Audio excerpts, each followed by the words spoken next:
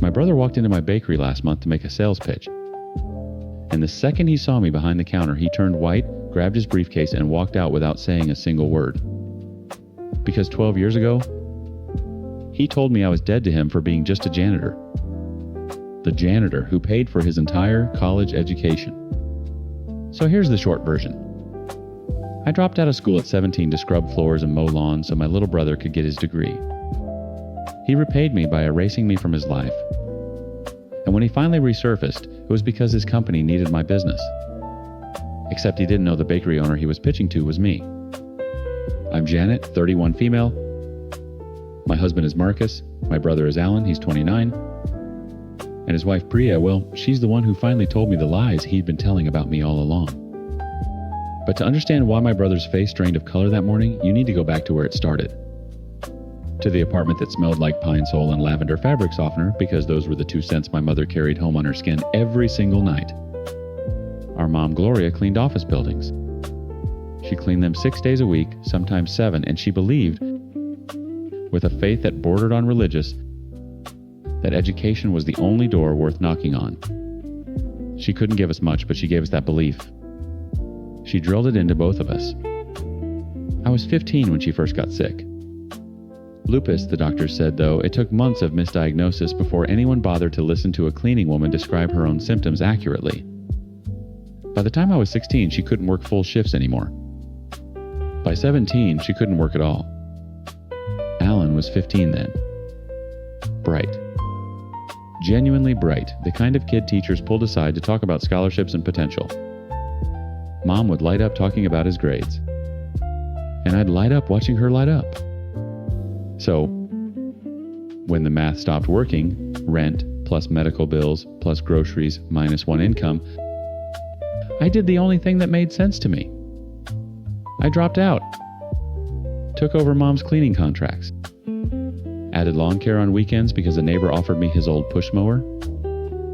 I was 17 hauling a vacuum cleaner onto the 6:15 a.m. bus. Scrubbing bathroom tiles in office parks until my knuckles cracked and bled. Then coming home to make sure Alan had dinner and a quiet place to study. He didn't ask me to do this. I want to be clear about that. He didn't ask. But he also didn't say no. Mom died when I was 19, quietly in a hospital bed I was still making payments on 2 years later. Alan was 17.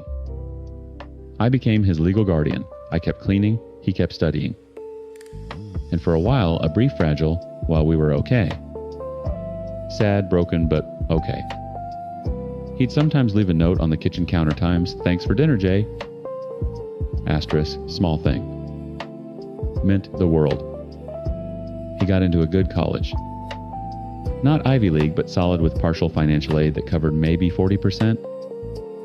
The rest was me. Every tuition installment, every textbook, every meal plan, payment that was floor polish and grass clippings converted into his future. I kept a notebook where I tracked what I spent. Not because I wanted him to repay me dollar for dollar, but because Mom would have wanted to see the numbers. To know it was going somewhere. The first year, Alan called every Sunday. The second year, every other week. By junior year, I was lucky to get a text back. I told myself it was normal.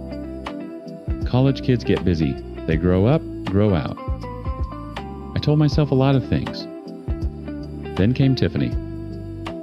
I met her exactly once. I'd taken the train to visit Alan for his birthday, brought a homemade cake because I couldn't afford a bakery one, which is ironic now. I found them at a cafe near campus. Tiffany was blonde immaculate, the kind of girl who looked like she'd never touched a sponge in her life. Alan introduced me as Janet with no context. Not my sister. Not the person putting me through school. Just Janet. I extended my hand. Tiffany looked at it then at Alan and laughed. Not a mean laugh, worse. A confused one. Like she couldn't process why this person was touching her. On the subway platform afterward, I overheard them. They didn't know I was still within earshot, or maybe they didn't care. Tiffany's voice carried the way entitled voices do. She stinks of detergent, Alan, like literally. Is she your Maid Times or something? I waited for him to correct her. My My fingers tightened around the cake box. "She's nobody," he said. "Just someone my mom used to know." My legs went numb. I stood on that platform for 2 full trains before I could move. Things deteriorated fast after that. Alan stopped answering calls entirely. When he did pick up, he was clipped, irritated, like I was a telemarketer interrupting his real life. After graduation, he got a corporate sales job, entry level, but he talked about it like he'd been appointed CEO. I called to congratulate him. He let it ring. 6 months later, I called to ask gently, carefully about the money. Not all of it. Not even most. I was behind on rent. I just needed enough to cover 2 months while I picked up extra shifts. He laughed. Actually laughed. Then he said the words, "I still hear when I can't sleep." "You won a reward for mopping floors. That was your choice, Janet. I didn't make you drop out. Don't put your failures on me, and honestly, stop calling. You're dead to me." He hung up. Changed his number. Moved without forwarding an address. I was 20 years old. For the next 11 years, I had no brother. I had bleach raw hands and a push mower, and eventually, Marcus, who walked into a diner where I was cleaning tables and asked me with total sincerity what the best thing on the menu was. I told him the coffee was terrible. He ordered 2 cups. Marcus was delivering for a food logistics company when we started dating. And he's the one who first tasted my banana bread and said, "You need to sell this." It was only last year that we were able to rent out a small bakery corner of our own. It might sound like a fairy tale, but trust me, it wasn't. There were times when we had to sleep on empty stomachs because we didn't get any orders in a week. It took its own sweet time to click, but I'm really grateful for everything we have now. I was a cleaner with no parents but a narcissistic brother who despised me and abandoned me. Now I have something of my own. I have a husband and a 3-year-old daughter. What else could I have asked for? So when Alan walked into my bakery 4 weeks ago with a company lanyard and a rehearsed pitch about wholesale cleaning supply contracts for small businesses, when he looked up from his tablet, saw my face, and went, "The color of old paper I," understood something with perfect clarity. He hadn't come to find me. He'd been assigned my account. He left that day without a word. But 3 days later, he came back. And this time, he didn't leave quietly. He came back on a Tuesday. I remember because Tuesdays are when I do the cinnamon rolls and the whole shop smells like butter and brown sugar, and my regulars know to show up early. Alan walked in at 10:40 a.m. wearing a different suit than the first time, sharper, darker like armor.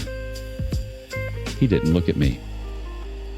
He walked straight to the counter, set a stack of paperwork down, and addressed my employee Keisha, who was boxing up a dozen muffins for a church order. "I need to speak with the business owner regarding a supply contract." The Times, actual Times decision maker.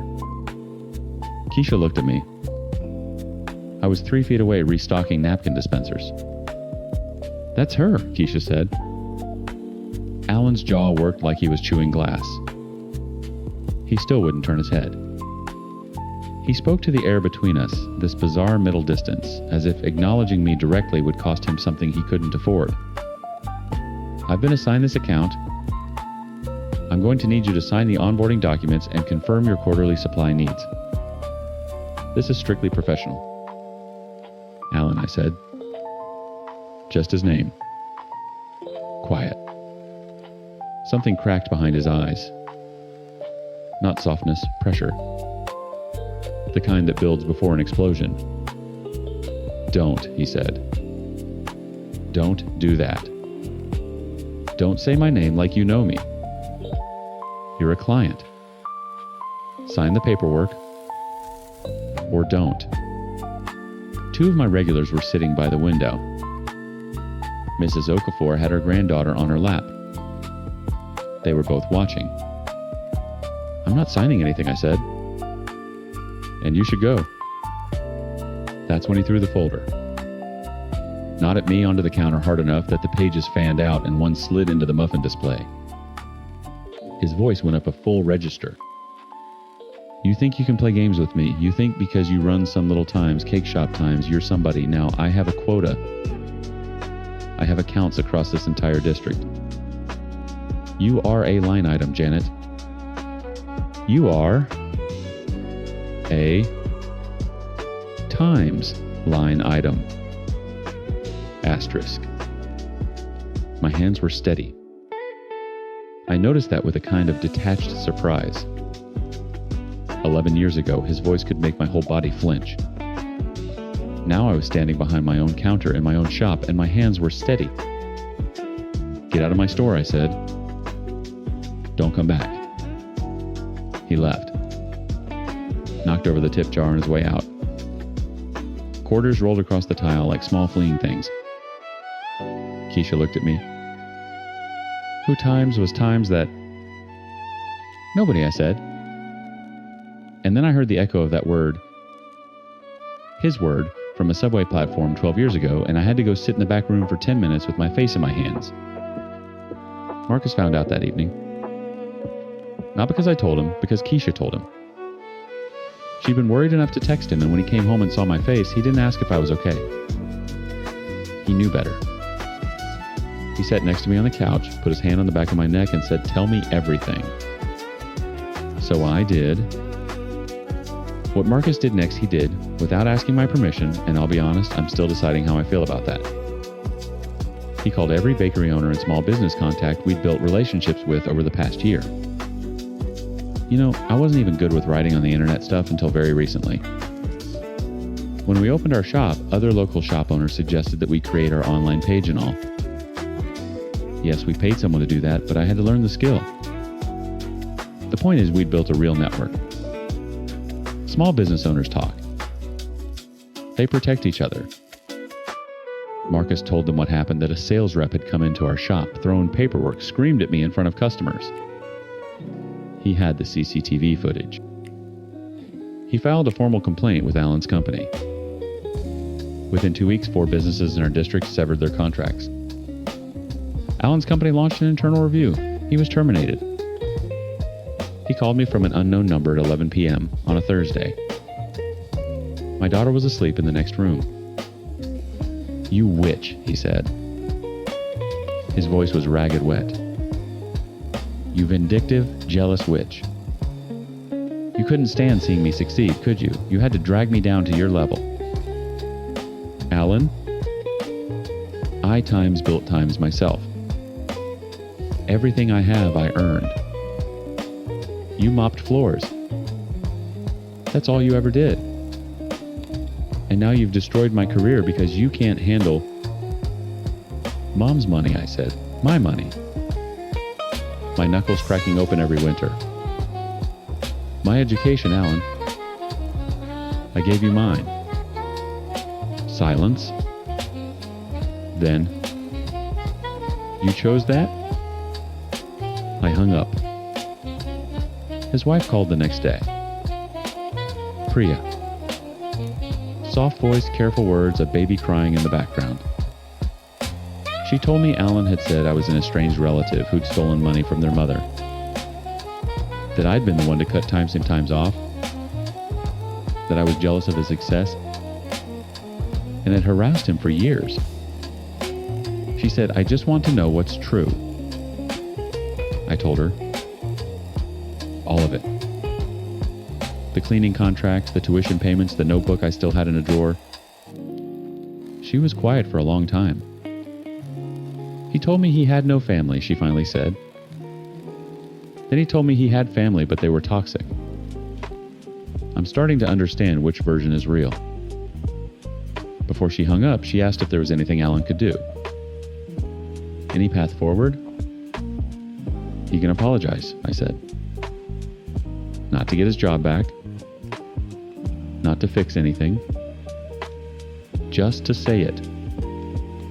Just once. Priya said she'd tell him. That was 3 weeks ago. He hasn't called. I still have the notebook. The one where I tracked every dollar, tuition, textbooks, meal plans, the winter coat he needed sophomore year. The pages are soft now, the ink fading. Sometimes I open it and run my thumb across Mom's handwriting in the margins because she'd started it before she got too sick to hold a pen. Little Notes Times, Allen's biology textbook, $84. Worth every penny. My boy. Asterisk. My boy. I don't want revenge. I never did. What I wanted was for my brother to look at me and see what Mom would have seen, someone who kept a promise. Someone who held the family together with pine sol and grass clippings in 17-year-old hands. He can't do that. Maybe he never could. Maybe the shame of where he came from is so enormous that I'll always be the living proof he needs to destroy. I pray I never see him again. Not because I hate him, because every time he appears, the hope comes back. That stupid, stubborn hope that this time he'll say times, "Thank you, Jay," asterisk. And when he doesn't, it's not just today's wound. It's every wound reopened in sequence all the way back to that subway platform. My daughter's name is Gloria. She's 3. She likes to help at the bakery by putting sprinkles on things that don't need sprinkles. Marcus lifts her onto the counter, and she waves at customers like she owns the place. She does, in a way. This whole thing, the shop, the life, the family, it grew from a push mower and a dropped-out girl and a mother who believed in doors worth knocking on. I built my door. I walked through it. I'm not waiting on the other side for anyone.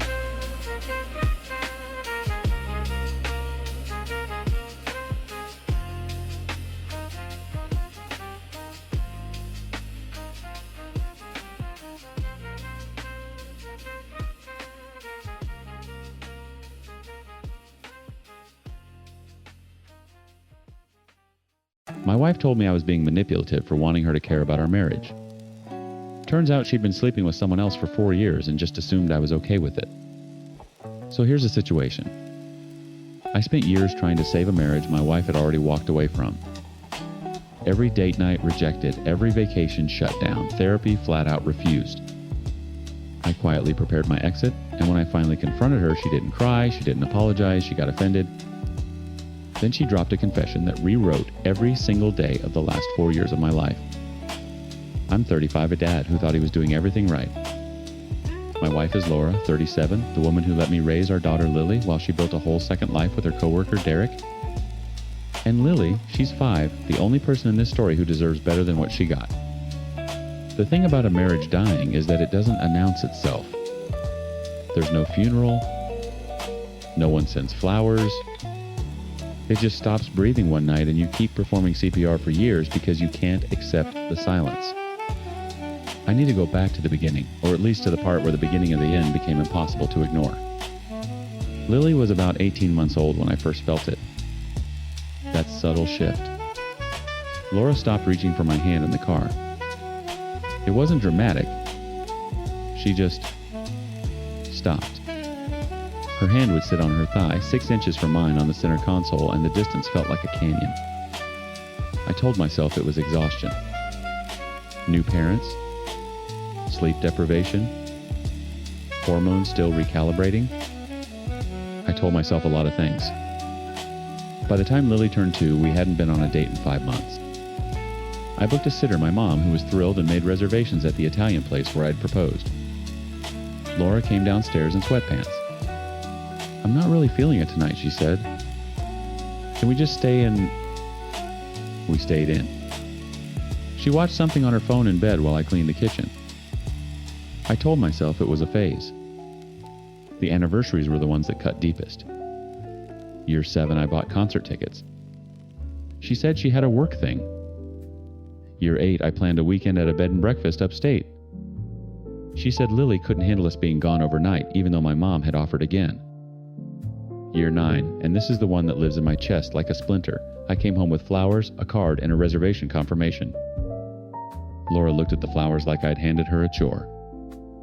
"You didn't have to do that," she said. "Not times, thank you, asterisk. Not times, that's sweet, asterisk. Asterisk, you didn't have to do that. Asterisk, like my effort was an inconvenience she now had to manage.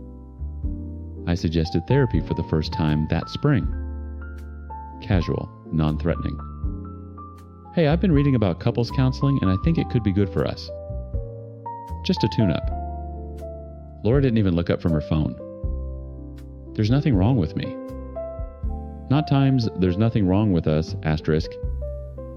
With times me, asterisk. Like I was diagnosing her with something. Like the suggestion itself was an accusation. I tried again 4 months later. Different angle. I feel like we're disconnected. I miss you. I miss us. She sighed. Actually sighed. You're always so intense about everything. I stopped asking about therapy after the third attempt. The third time she told me that if I needed therapy so badly, I should go alone. So I did. Every other Wednesday for 8 months. My therapist was the first person who said the words out loud. It sounds like you're in a relationship with someone who's already left. I rejected that. Hard. Because Laura was still times there, asterisk. She still lived in our house. She still kissed Lily goodnight. She still put her coffee mug in the sink every morning. How could she have left if she was standing right in front of me? But presence isn't the same as participation. I know that now. The last year was the worst. I suggested a family vacation, nothing extravagant, a cabin near a lake. Lily would love it. Laura said she couldn't take time off work. I suggested a weekend bike ride, just the two of us, Saturday morning while Lily was at my mom's. Laura said she had errands. I suggested we cook dinner together on a Friday night. Laura ordered takeout before I got home. Every olive branch I extended, she snapped in half and handed back to me like I was the one being unreasonable for growing the tree. That's when something shifted inside me. Not anger, something quieter. Colder. Clarity. I started paying attention differently. Not to what Laura said, but to what she did. The phone always faced down. The late nights at the office that started precisely when Lily turned 1. The gym membership she never seemed to sweat from. The new clothes that weren't for me.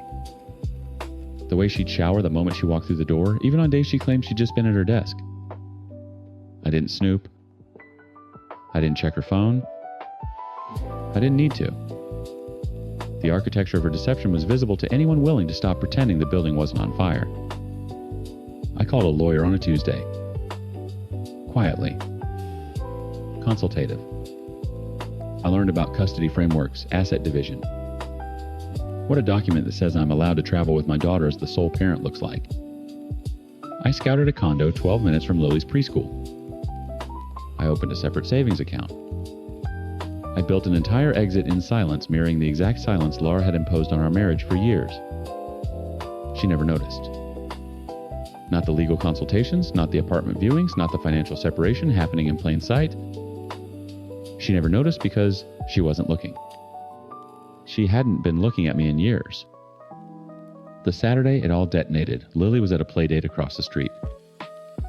Laura was on the couch scrolling her phone, and I stood in the kitchen doorway holding a manila envelope with enough paperwork inside to end a decade of marriage. My hands weren't shaking. That's the part that scared me. Laura, I said, we need to talk. She didn't look up. About what? About the fact that I'm done. Her thumb stopped scrolling. She looked at me. Really looked at me for what felt like the first time in 4 years. And what came out of her mouth next burned every memory I had to the ground. Done. She said it like I'd mispronounced a word. Like I'd made a grammatical error she was correcting. Done with times? What asterisk? I set the manila envelope on the counter. The sound it made against the granite was barely a whisper, but it detonated the room. With this. With us. With being married to someone who left 4 years ago but forgot to take her things. Laura stood up. Not fast, slow, deliberate the way someone stands when they're assembling their defense in real time. Her phone was still in her hand. She hadn't put it down. Even now, in the moment I was ending our marriage, she hadn't put the phone down. "You're being dramatic," she said. "This is what you do. You build things up in your head, and then I filed a consultation with a divorce attorney. I've secured a condo. I've separated our finances. There's a custody framework in that envelope that gives me weekdays and you weekends. I'm not building anything in my head, Laura. I've built it in the real world while you weren't watching." Something shifted behind her eyes. Not sadness, not guilt. Asterisk. Calculation. Asterisk. I watched her run the math, what this meant for her schedule, her image, her story. Not what it meant for us. There was no times us times in her equation. There hadn't been for years. "This is manipulative," she said. "You know that, right? Ambushing me with paperwork while our daughter is across the street. This is exactly the kind of controlling." "Don't." The word came out of me like a door slamming. She flinched. "Don't rewrite this. Don't make me the villain of a story you authored. I asked you to dinner. I asked you to therapy. I asked you to a cabin, a bike ride, a Friday night in our own kitchen. You said no to every single one. You said times, there's nothing wrong with me. Asterisk. So, either nothing was wrong and you just stopped loving me for sport, or something was very wrong and you chose to let me drown in it alone." Laura's jaw tightened. Her fingers went wide around the phone. And then she said the thing that incinerated every version of the past I'd been carrying. "I thought you knew." The kitchen went airless. New times, what asterisk? She exhaled, not a sigh this time, something heavier, something that had been sitting in her lungs for years. "About Derek. I thought you knew, and you were just staying for Lily." Derek. The name landed like a brick through glass. Derek from her office. Derek, who she'd mentioned casually at exactly the frequency required to seem transparent. Derek, who'd been at the company holiday party where Laura had laughed louder than I'd heard in years, and I'd told myself times, "She's just relaxed tonight. This is good." Asterisk. How long? Does it? How long? 4 years. 4 years. Lily was 1 when it started. I did the math instantly, involuntarily, every late night, every shower the second she walked through the door, every gym session with dry hair, every anniversary she couldn't be bothered to attend. 4 years of me raising our daughter, cleaning our kitchen, sleeping alone in our bed while she lived an entire parallel life. 6 inches from mine. "I felt invisible after Lily was born," she said, and her voice cracked in a way designed to sound like vulnerability. "My body changed. I didn't feel attractive. Derek made me feel... I bought you flowers on our anniversary, and you looked at me like I'd handed you a chore."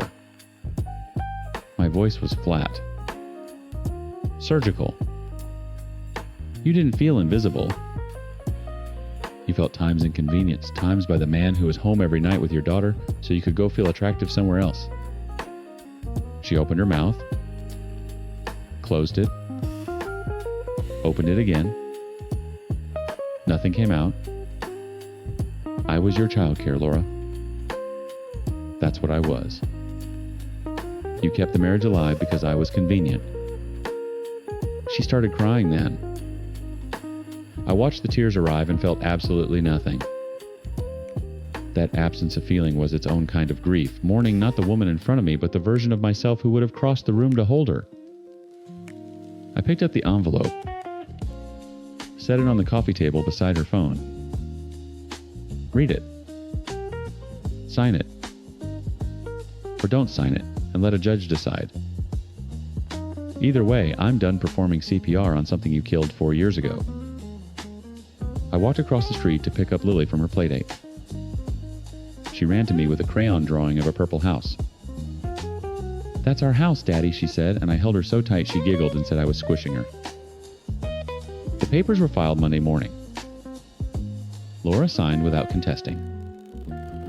She moved in with Derek 3 weeks later into an apartment that had apparently existed for over a year.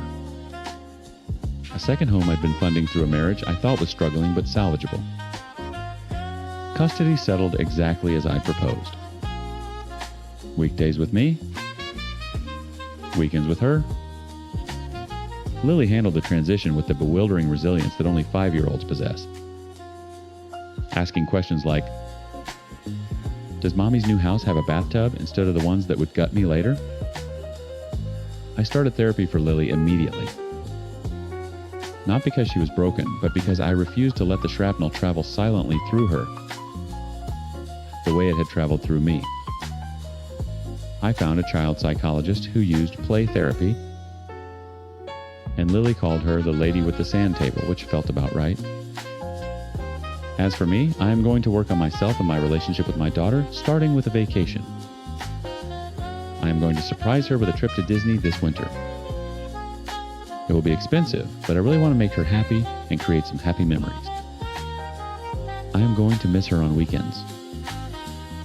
Maybe one day I'll explain this all to her when she's at an appropriate age and we can talk about it more. In the meantime, I am going to work on myself and try to be the best version of me that I can.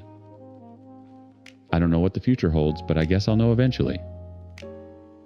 My lawyer had me draw up a document that says, I am allowed to travel with my daughter as the sole parent for up to 2 weeks. Smart advice I wouldn't have thought of on my own. The kind of practical detail that reminds you the world keeps requiring paperwork even when your chest is caving in. The condo is 12 minutes from Lily's school. I hung her purple house drawing on the refrigerator the first night. It's crooked. I haven't straightened it. Some things you leave exactly as they are.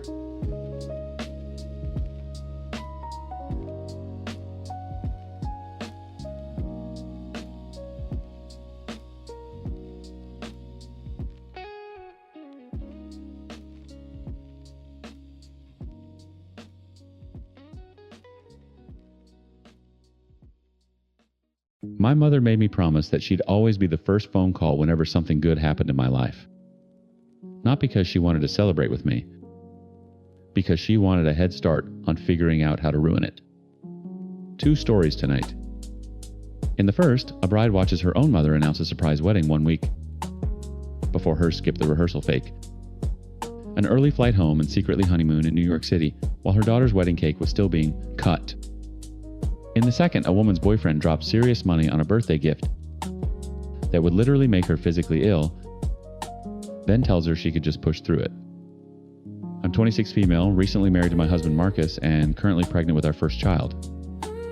My mother is Diane, and Diane doesn't do supporting roles. Then we've got Derek, a boyfriend who thinks listening and nodding are the same thing, and his sister Megan, who accidentally blew the whole thing wide open. The first time I called Diane with good news, I was sitting in Marcus's car in the parking lot of a Thai restaurant still shaking. He'd proposed 20 minutes earlier, right there at our table, and I'd said yes before he finished the sentence.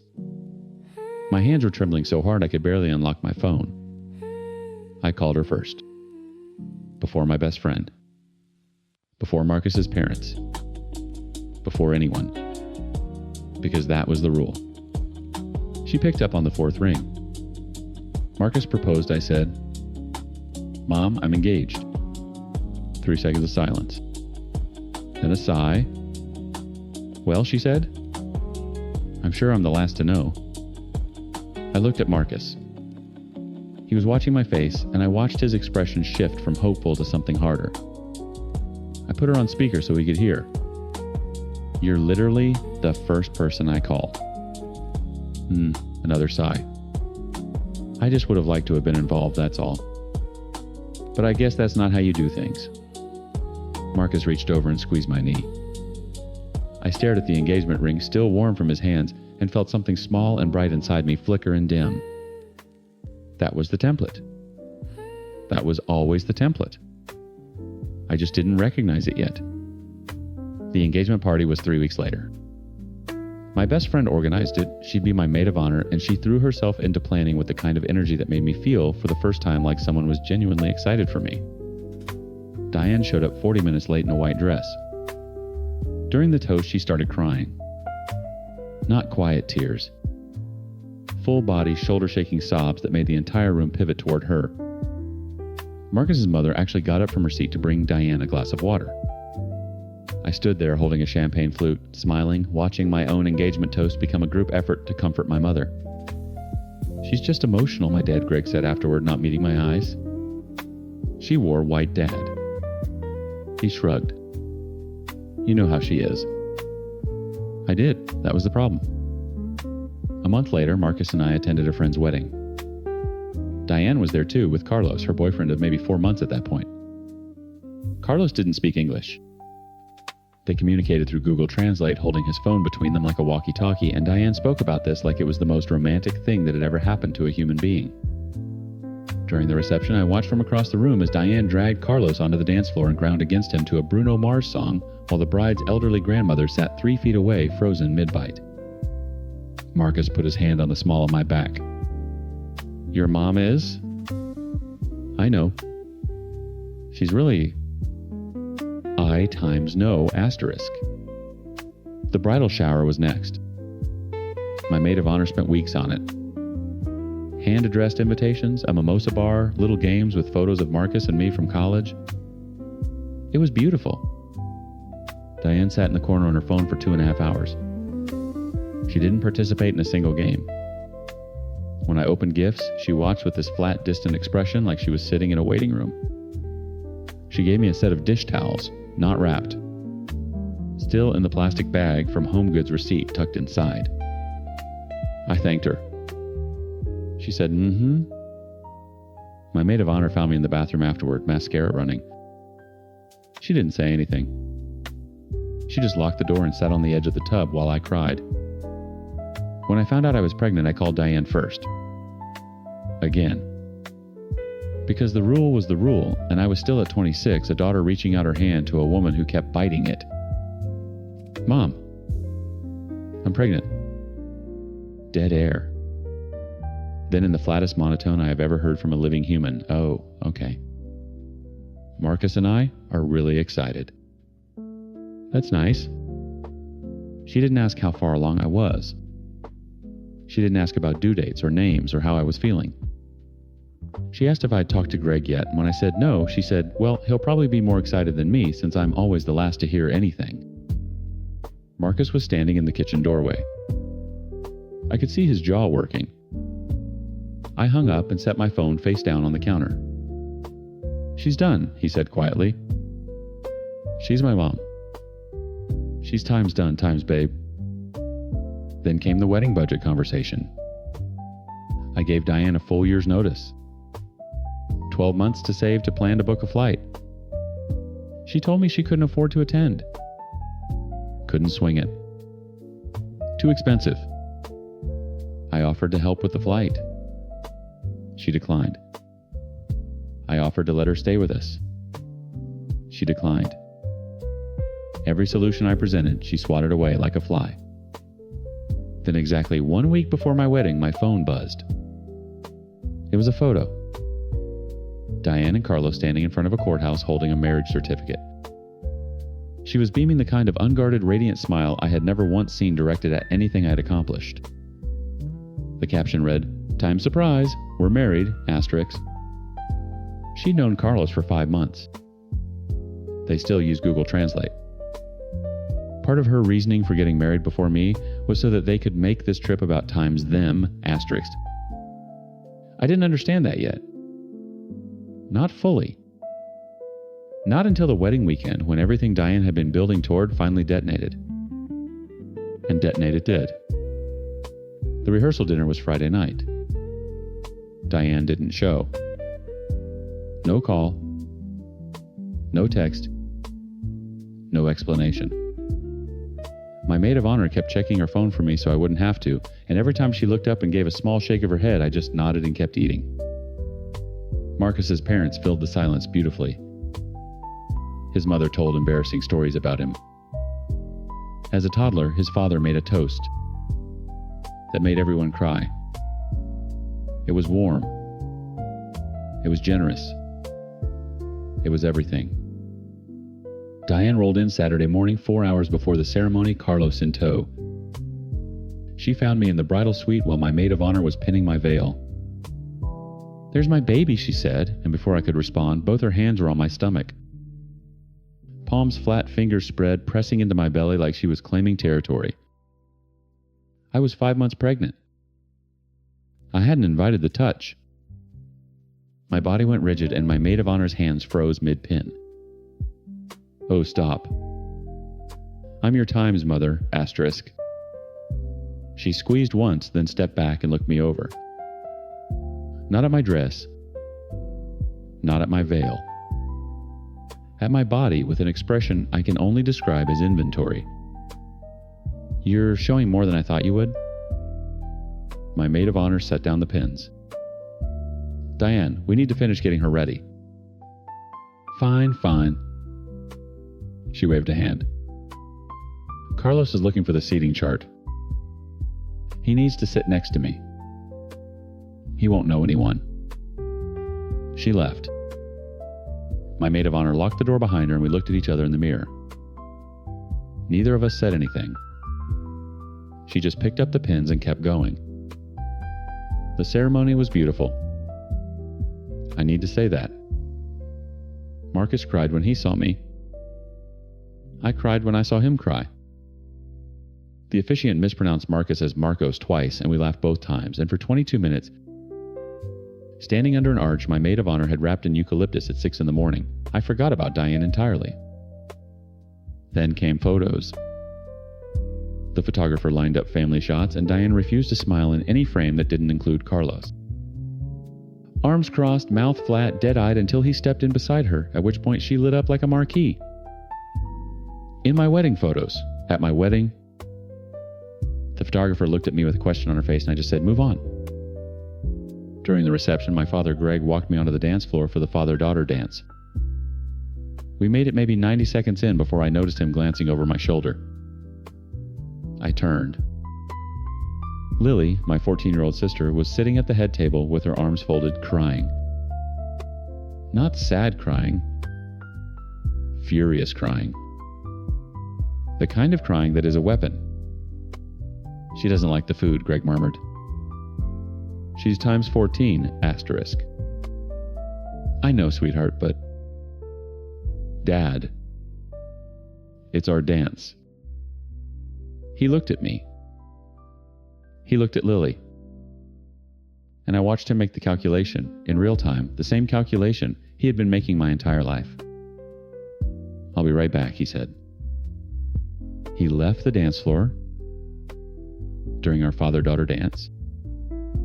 He left the reception, got in his car, and drove to Subway to buy Lily a sandwich. My maid of honor grabbed Marcus, and Marcus stepped in to finish the dance with me, his hand firm on my back, his mouth close to my ear. "I've got you," he said. I pressed my face into his shoulder so no one could see it crumble.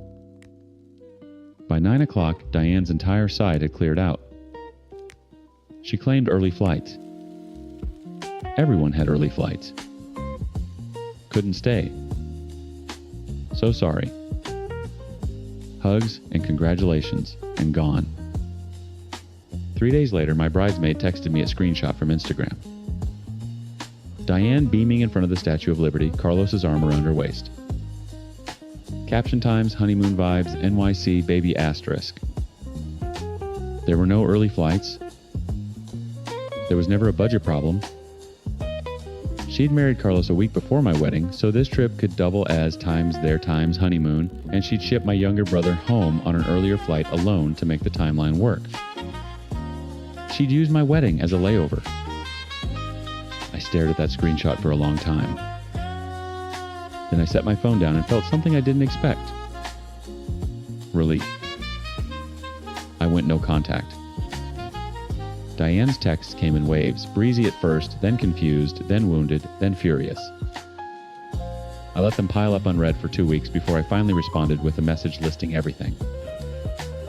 Every white dress, every dead monotone, every stolen dance, every lie about flights. She responded to 3 items. The 3 she could defend. The rest she ignored entirely, then pivoted times. I guess I'm just a terrible mother.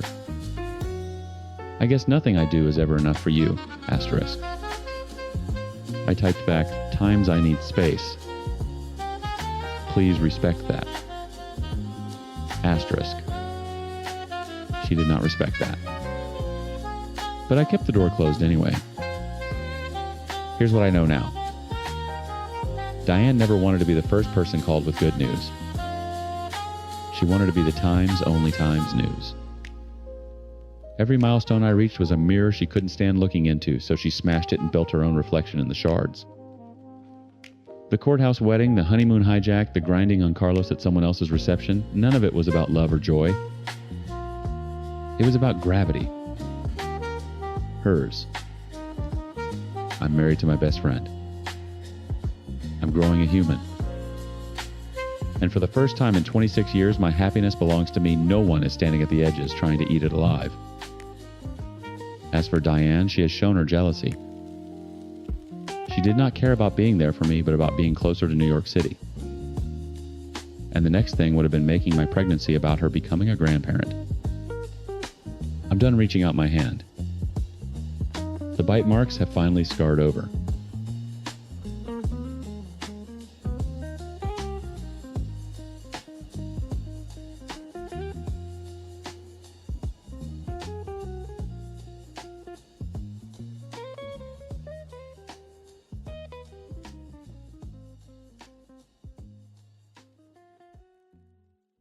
My wife sent me divorce papers because I wouldn't stop taking my dying father to dialysis. I signed them without a single phone call. She expected me to beg. Instead, I felt the deepest relief of my entire life. So here's the short version. My father was dying. My wife demanded I abandon him because he'd supposedly disowned me years ago. When I refused, she divorced me and didn't even want custody of our kids. Turns out my father never actually cut me from anything, and the inheritance she called worthless was worth over $1 million. I'm 36, a father of 2, and apparently the idiot who chose a dying old man over his marriage. My ex-wife is Avril, 34, the kind of woman who sees love as a transaction. My father is Harold, late 60s, stubborn as they come. And the man Avril wanted me to leave behind. Her mother, Dolores, coached every selfish move from the sidelines. And Mr. Whitfield, my father's lawyer, well, he's the one who finally told me the truth about everything. Let me tell you how it started. Not the divorce, that was the ending. The beginning was a phone call at 2 a.m, my father's voice smaller than I'd ever heard it.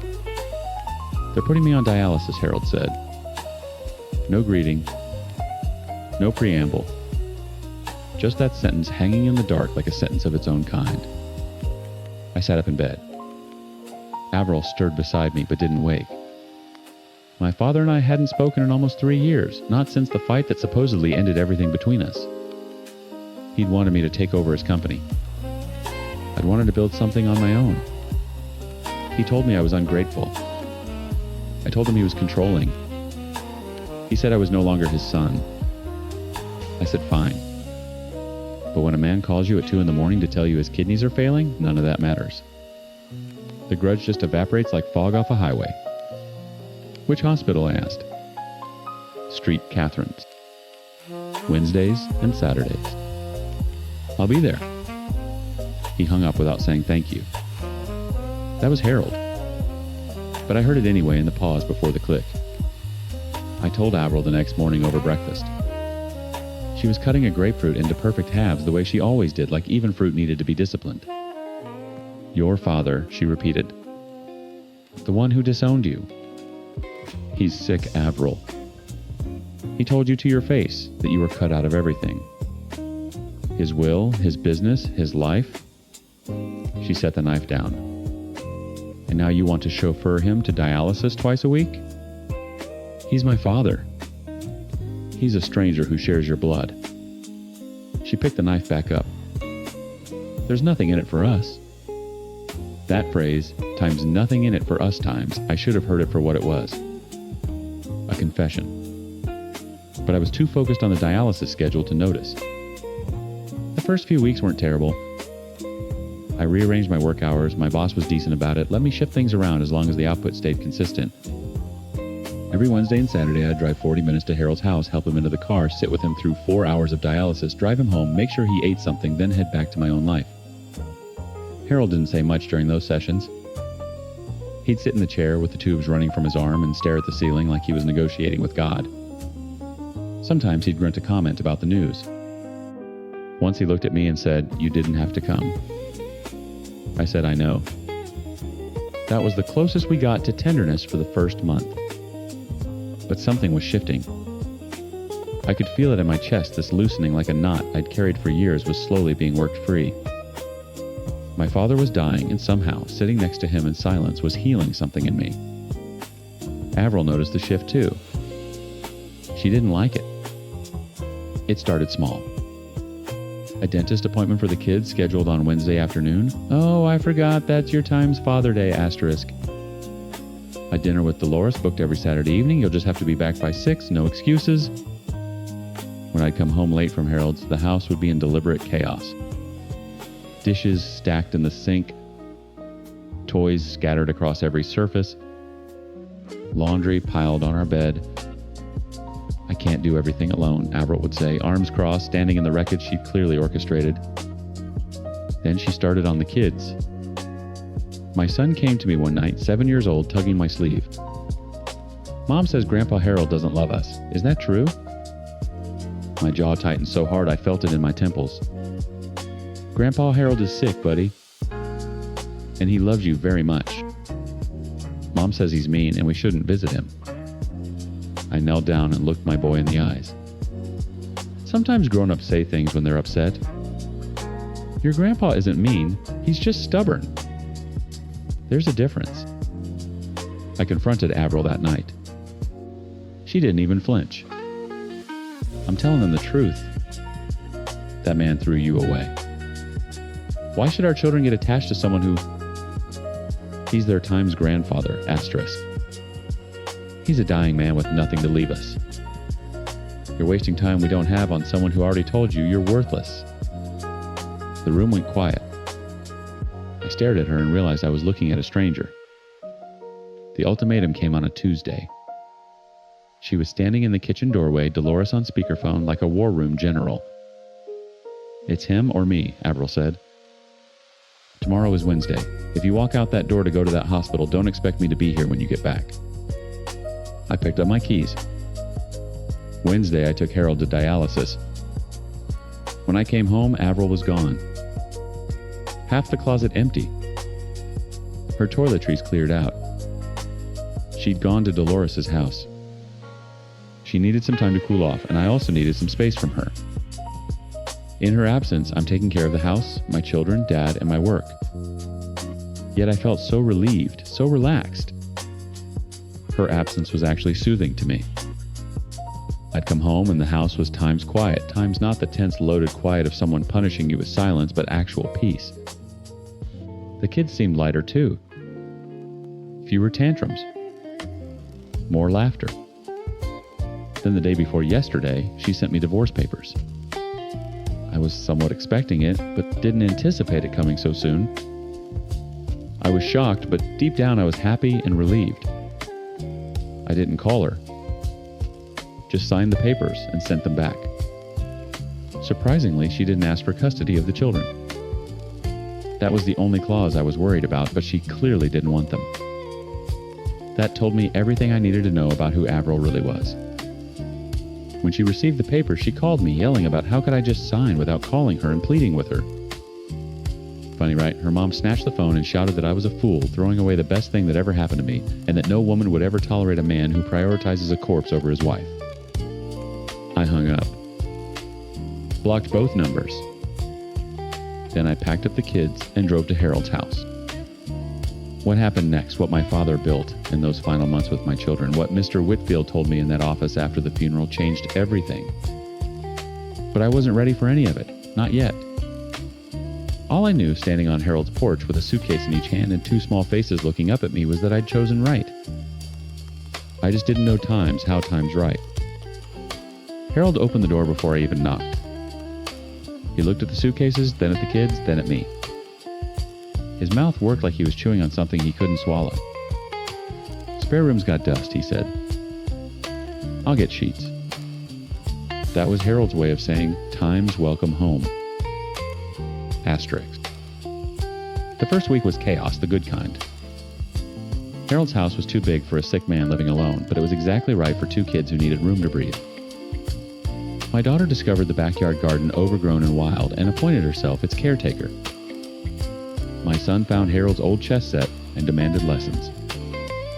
Harold, who could barely stand for 10 minutes without gripping a counter, somehow found the energy to sit at that board for an hour every evening, teaching a 7-year-old how to protect his king. I hired a part-time caregiver, a woman named Ruth, who had the quiet competence of someone who'd shepherded many men through their final chapters. She handled the mornings so I could work. I handled the evenings. And somewhere in between, Harold became a grandfather. He'd never met the kids properly before. Avril had made sure of that. Every holiday, every birthday, there was always a reason they couldn't visit. Now there was nothing standing between them, and Harold poured into those children like a man trying to empty himself before the end. He told them stories about my mother who died when I was 12. He showed them photo albums I didn't know he'd kept. One night I walked past the living room and saw my daughter asleep on his lap, his hand resting on her head, his eyes closed, but his lips moving slightly like a prayer, or maybe just a conversation with someone I couldn't see. I stood in the hallway and pressed my palm against the wall because my knees weren't doing their job. The months folded into each other. Harold's condition didn't improve, we both knew it wouldn't, but it stabilized enough to give us time, real time. Not the frantic, guilt-soaked visits of before, but slow mornings and long afternoons. I stopped rushing. I stopped checking my phone for messages that weren't coming. I started times being there, times not just physically, but all the way. One evening after the kids were in bed, Harold and I sat on the back porch. He was wrapped in a blanket despite it being June. His hand shook when he lifted his tea. "You built something good," he said. "Your job. Your life. Without my money? I had to." "No." He set the cup down carefully. "You times chose times too. That's different." He looked at me, and for the first time in my life, I saw something in his eyes that wasn't judgment or expectation. It was respect. I was wrong to say what I said about disowning you. I was angry and proud. Bad combination. "I know, Dad. I never changed it," he said. I didn't understand. Changed what? He waved his hand vaguely. "Whitfield knows. When the time comes." I didn't press. He was tired, and I'd learned that the most important conversations with Harold happened in fragments, pieces you had to assemble later after he was gone. He died on a Thursday morning in September. Ruth found him. He looked peaceful, she said, like he'd simply decided he was finished. My daughter picked flowers from the garden and laid them on his nightstand. My son set up the chessboard on the kitchen table with the pieces in their starting positions, like Harold might come back to play. I didn't cry at the funeral. I cried 3 days later alone in his room, holding a flannel shirt that still smelled like him. Mr. Whitfield called me to his office the following week. He was a tall man with silver hair and the kind of handshake that communicated decades of loyalty. "Your father gave me specific instructions," he said, sliding a folder across the desk. "He wanted you to know he never changed the will. Not once. Not after the argument, not after the estrangement. You were always his sole heir." I stared at the documents. The house, the business, investment accounts I didn't know existed, The number at the bottom of the page had 7 figures. He told me he'd disowned me. Mr. Whitfield leaned back. Harold told a lot of people a lot of things. But he told times me times the truth. He paused. He said cutting you off was the worst bluff he ever made.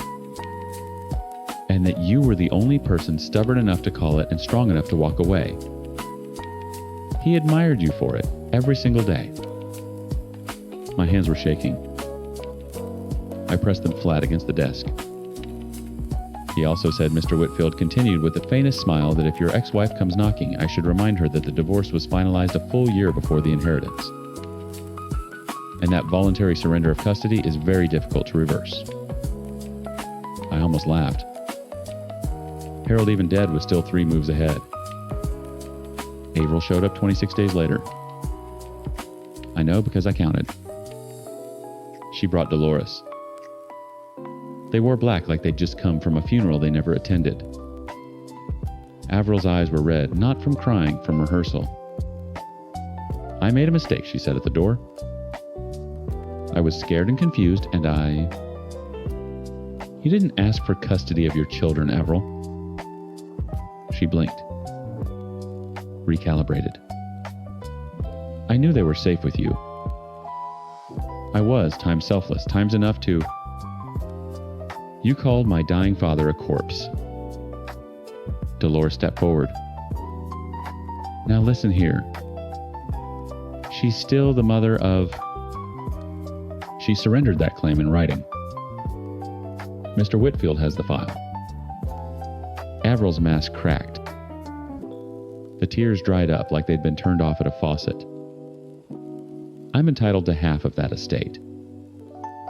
We were married times when we were divorced.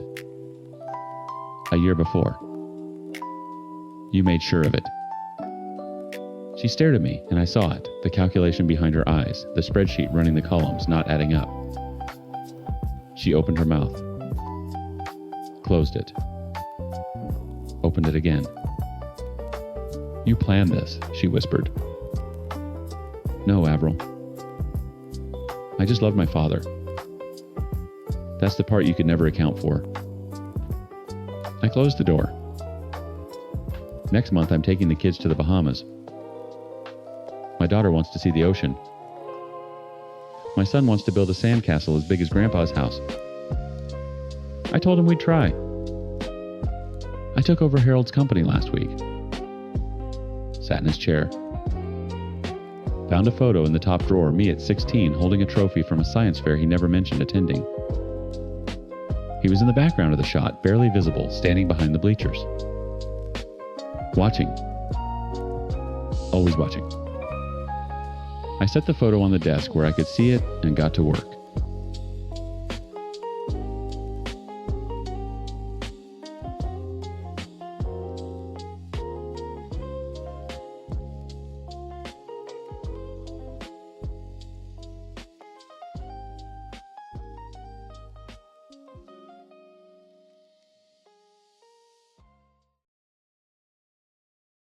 I know what he told you. I'm the monster. The cheating wife who blew up our perfect little family for no reason. I'm sure he painted himself as the devoted dad. The struggling student, the man who did everything right only to be betrayed in the worst way possible. He's good at that, playing the victim. He's had a lot of practice. What he probably didn't tell you is what our life was really like for the last few years. It wasn't a marriage. It was a business arrangement where I was the silent partner who funded the entire operation. We'd been together for 11 years, married for 4. I loved him, or at least I loved the man he used to be. But somewhere along the line, we stopped being partners and started being co-workers in the business of running a household.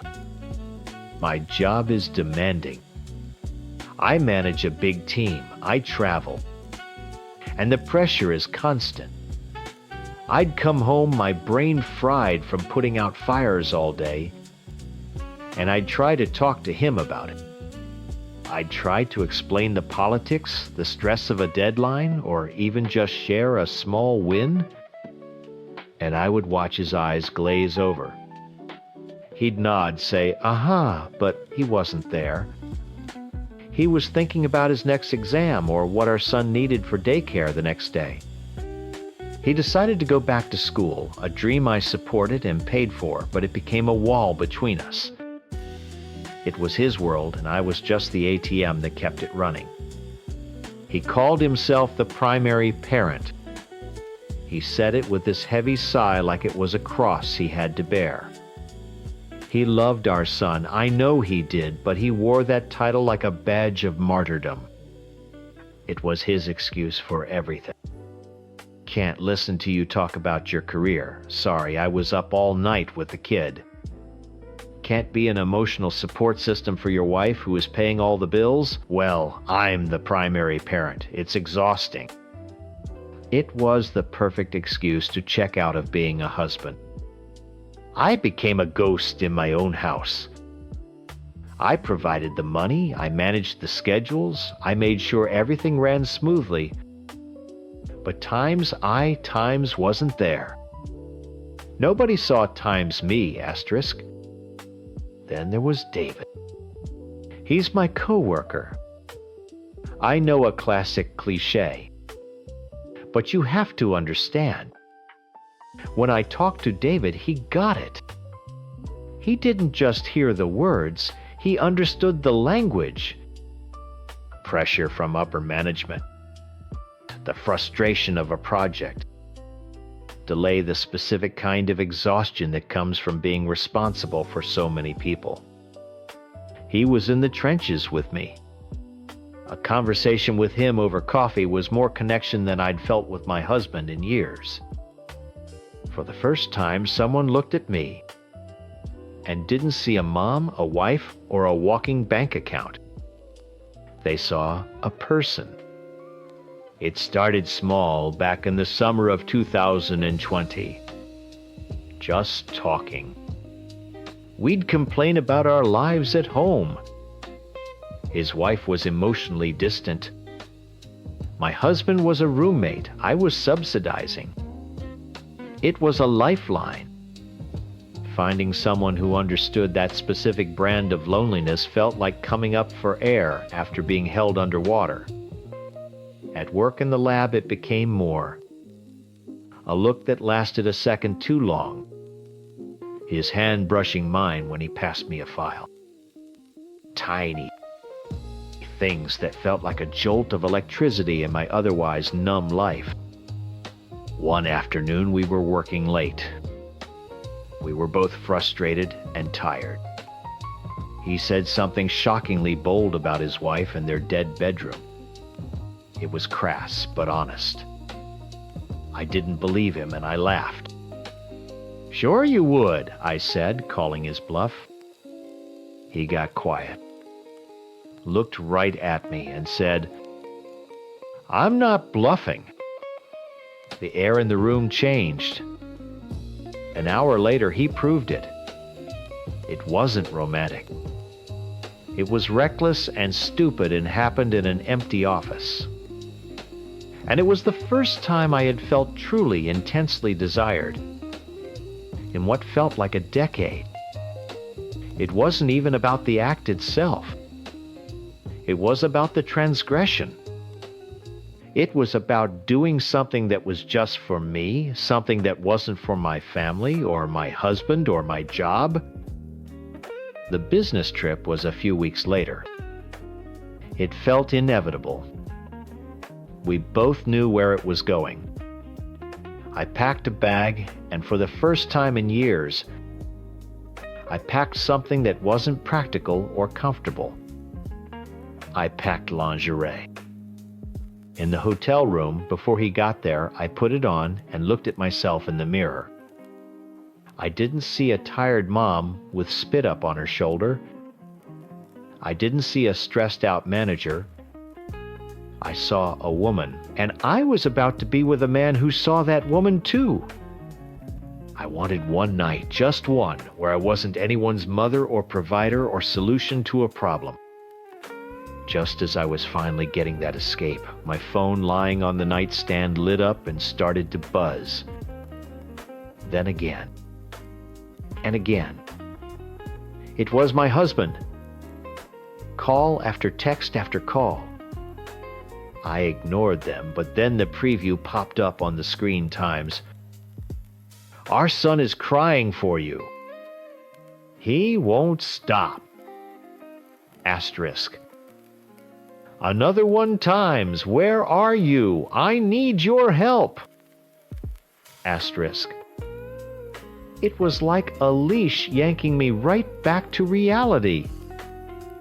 Hundreds of miles away, and his needs, always his needs, were pulling me out of the one moment that was supposed to be mine. It was a brutal reminder that I wasn't allowed to have this. I wasn't allowed to be anything other than what they needed me to be. It killed the perfect fantasy of the moment, but it didn't stop what happened next. The guilt on the flight home was bad, but underneath it was something else, a strange sense of peace. The secret was mine. The feeling was mine. I thought I could just box it up, hide it away, and go back to my life as the family engine. I just had to act normal. When I walked through the door, the house was quiet. Too quiet. My husband was on the couch, but he didn't get up to hug me. He just sat there. I tried to make small talk, asking about our son, about his classes. He gave one-word answers. The next day was the same. A thick, heavy tension filled every room. I kept telling myself I was just being paranoid. That night, I came downstairs to get a glass of water. The living room was dark except for a small rectangular glow. It was him sitting on the couch in the exact same spot. He wasn't watching TV or reading. He was just sitting there staring. As my eyes adjusted to the dark, I saw what he was holding. My stomach dropped. It was my phone. The screen was on bright in the darkness, and he was slowly scrolling. He didn't seem to notice me at first. Then he stopped and his head slowly lifted. He looked right at me, his face pale and empty, and said nothing at all. The silence in that dark room was the loudest thing I had ever heard. It was heavier than screaming. I felt like the air had been sucked out of my lungs. I just stood there, clutching my empty glass, waiting for him to explode. But he didn't. He just kept that blank, dead look on his face.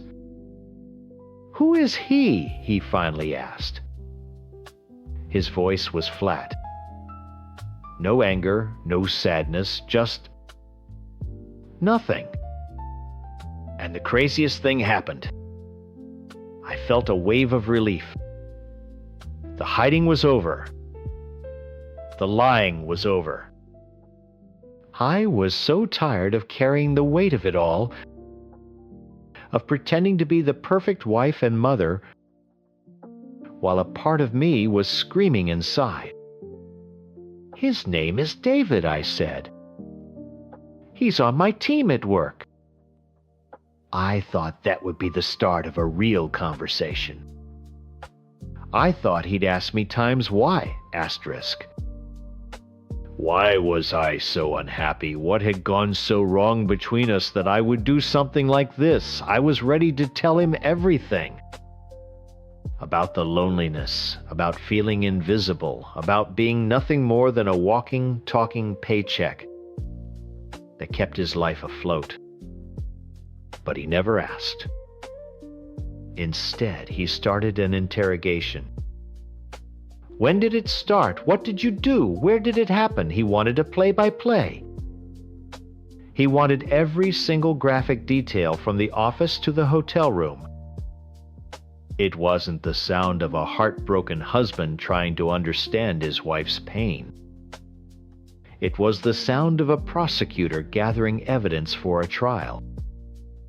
He wanted to know exactly how he had been wronged, so he could build his case against me. I told him everything because, at that point, what did it matter? The damage was done. With every detail I gave him, I could see him building the narrative in his head. He was the good guy, the victim. I was the monster. In the weeks that followed, our house became a different kind of prison. The quiet tension was gone, replaced by this awful forced effort. Suddenly, he was Mr. Attentive. He wanted to know about my day. He'd make dinner. And he wanted sex. All the time. At first I thought maybe it was his way of trying to reconnect, to reclaim what we'd lost. But it didn't feel like that. It didn't feel like passion or love. It felt possessive. It felt like he was marking his territory, trying to physically erase what I'd done with someone else. It was desperate and ugly, and most nights I would just lie there and stare at the ceiling, feeling more alone than ever. He started going to therapy. He announced it one night like he was receiving an award. "I'm getting help to process this trauma," he said. A week later, he tried to use it against me. "My therapist thinks it would be beneficial if you came, or went on your own." When I said no, he scoffed. "You're just too weak to face what you did, aren't you?" Weak! I wanted to scream. Why would I pay a stranger $100 an hour to sit in a room and tell me what everyone else already has? He told my mother and my brother. I came home one day and knew just by the way he was looking at me. My phone buzzed. It was my mom. Her text was cold and simple. "I am so disappointed in you. How could you do this to him? Not, 'Are you okay?' Not, 'What's going on?' Just shame." They sided with him instantly. No questions asked. I was the villain, case closed. So no, I wasn't going to therapy to have another person validate his victimhood and tell me I was a bad person. I already knew that's what they thought. My anger started to spill out in ugly ways. I know it's cruel when I call him an idiot or shut him down when he tries to talk about his feelings. I see the hurt in his eyes. But it's a defense mechanism. It's the only way I can make him feel even a tiny fraction of the invisibility I've been feeling for years. He ignored me when I was begging for his attention when I was drowning right next to him. But now that I've set the house on fire, he's suddenly the world's most attentive husband. He only started paying attention when my actions hurt times him, asterisk. The fact that I still work with David is his favorite weapon.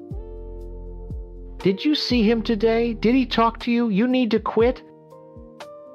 How can we fix this if you see him every day? He doesn't get it. I can't just quit my job. It's the only thing paying for his school, our mortgage, our son's everything. It's the engine that runs this entire family, the engine I've been operating alone for years. He sees my job as a link to my affair, but I see it as the only thing keeping a roof over his head. The irony is suffocating. And that's the whole problem, isn't it? He's obsessed with the affair. He thinks that's what's broken. He wants to fix my cheating. He wants me to quit my job, go to therapy, and confess my sins until I've been properly punished. and he feels secure again. But he still doesn't see the truth. The affair wasn't the disease. It was a symptom. The disease was our marriage. The disease was the profound, crushing loneliness of being partners with someone who only saw you as a utility. He's trying to put out the fire, but he refuses to look at what caused it in the first place. He wants to repair the damage from the affair, but he still has no interest in repairing the marriage that led me to it. So we go on like this in this broken house, him playing the martyr and me playing the villain. And I'm just as invisible as I was before, only now I have a new label to go with the loneliness. I'm sure you've heard my husband's side of the story. I'm the villain. The cheating wife who had an affair with a youth pastor. He's the poor, blindsided victim who did everything right. I'm not here to say I'm a saint. What I did was wrong. But there's a reason people break. And for 10 years, my husband was the one slowly chipping away at me until I finally shattered. When we got married, I thought he was the most amazing man I'd ever met. He was smart, driven, and he seemed to see a potential in me that I didn't even see in myself. At first, it was sweet. But that sweetness slowly turned into a project plan. I wasn't his wife. I was his fixer-upper. His love came with a to-do list. It started small. "Let's go to the gym together," he'd say.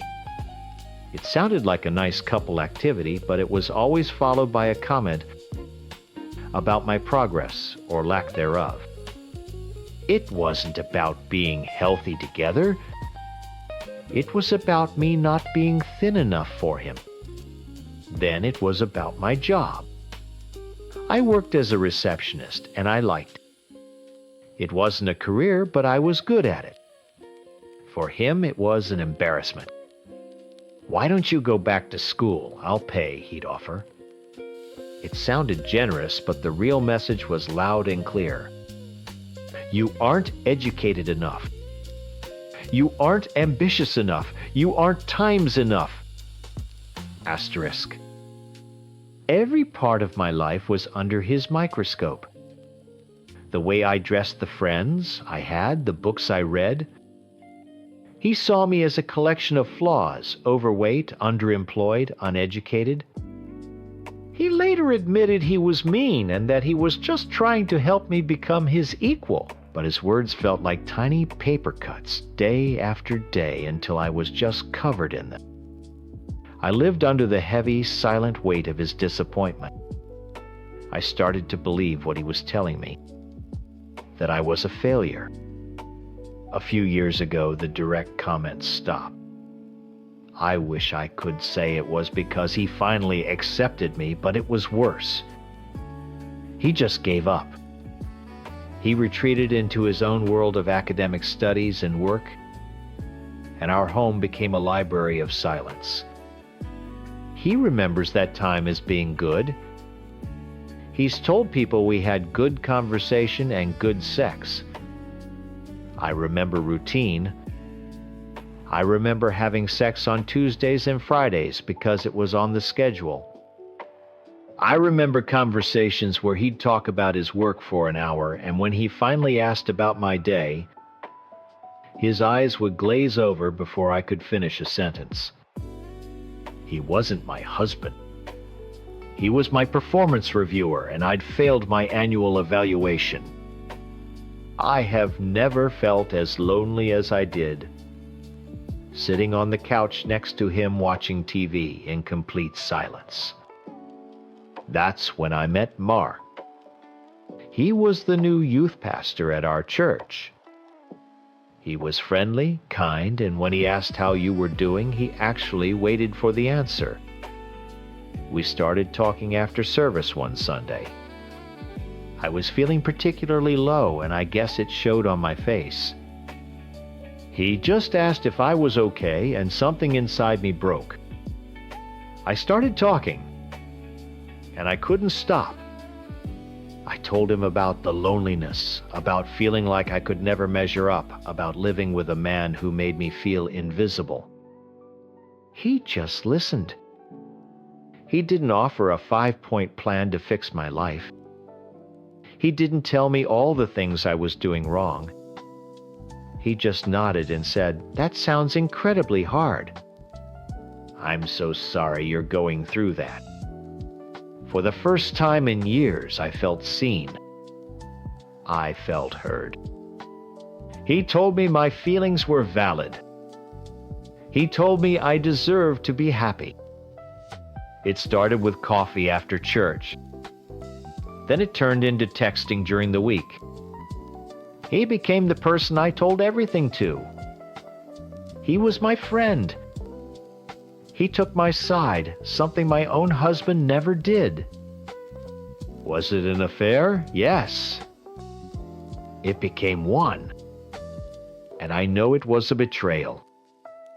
I live with that guilt every single day. But at the time, it felt less like I was betraying my husband and more like I was saving myself. I was suffocating in my own home, and my conversations with Mark were the only air I could get. I was so desperate for someone to tell me I was okay just the way I was, that I took that validation from the first person who offered it, without thinking about the consequences. The last few months, things at home got even worse. The silence became heavier, colder. My husband was distant in a way that felt different. I'd try to talk to him, and he'd give one-word answers while staring at his phone. I assumed he was just stressed with his studies, but there was an edge to him I couldn't quite place. I was trying to pull back from Mark, consumed with guilt, but the void at home just kept pulling me back. Then one night he just exploded. He came at me out of nowhere, accusing me of not loving him, of him not being important to me. He listed all the things he'd done for me, all the ways he'd tried to help me. The fight was brutal. It was like he was reading from a script of all my deepest insecurities. Hearing him say it all out loud, accusing me of being a failure as a wife, was devastating. It was also so close to the truth of how unhappy I was that it knocked the wind out of me. It was a horrifying, painful wake-up call. I looked at the man yelling at me, and I looked at the mess my life had become, and I knew I had to do something. I had to choose. I suggested I go stay with my parents for a couple of weeks.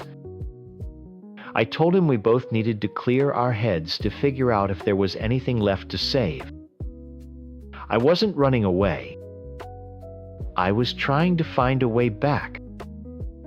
I thought if I could get some space from his constant silent judgment, I could find the strength to come back and really try. To end things with Mark for good. And dedicate myself to fixing what I had broken. I wanted to make it work. To my surprise, he agreed immediately. He was calm, almost gentle. When I was leaving, he hugged me at the door and said, "Take care of yourself." For the first time in months, I felt a tiny flicker of hope. Maybe this was our rock bottom. Maybe we could build from here. That hope lasted less than 24 hours. The next morning, I was having coffee with my mom in the kitchen when there was a knock on the door. It was a man in a cheap suit asking for me by name. He handed me a thick manila envelope. I opened it right there in the doorway, my mom looking over my shoulder. Divorce papers. I didn't understand at first. My brain just couldn't process it. I read the words, but they felt like a foreign language. Then I saw the date on the documents. He'd had a lawyer draft these over a month ago. A month! That meant for the last 30 days, every dinner we shared, every time he kissed me goodnight, every conversation, it was all a lie. The fight wasn't a moment of spontaneous anger.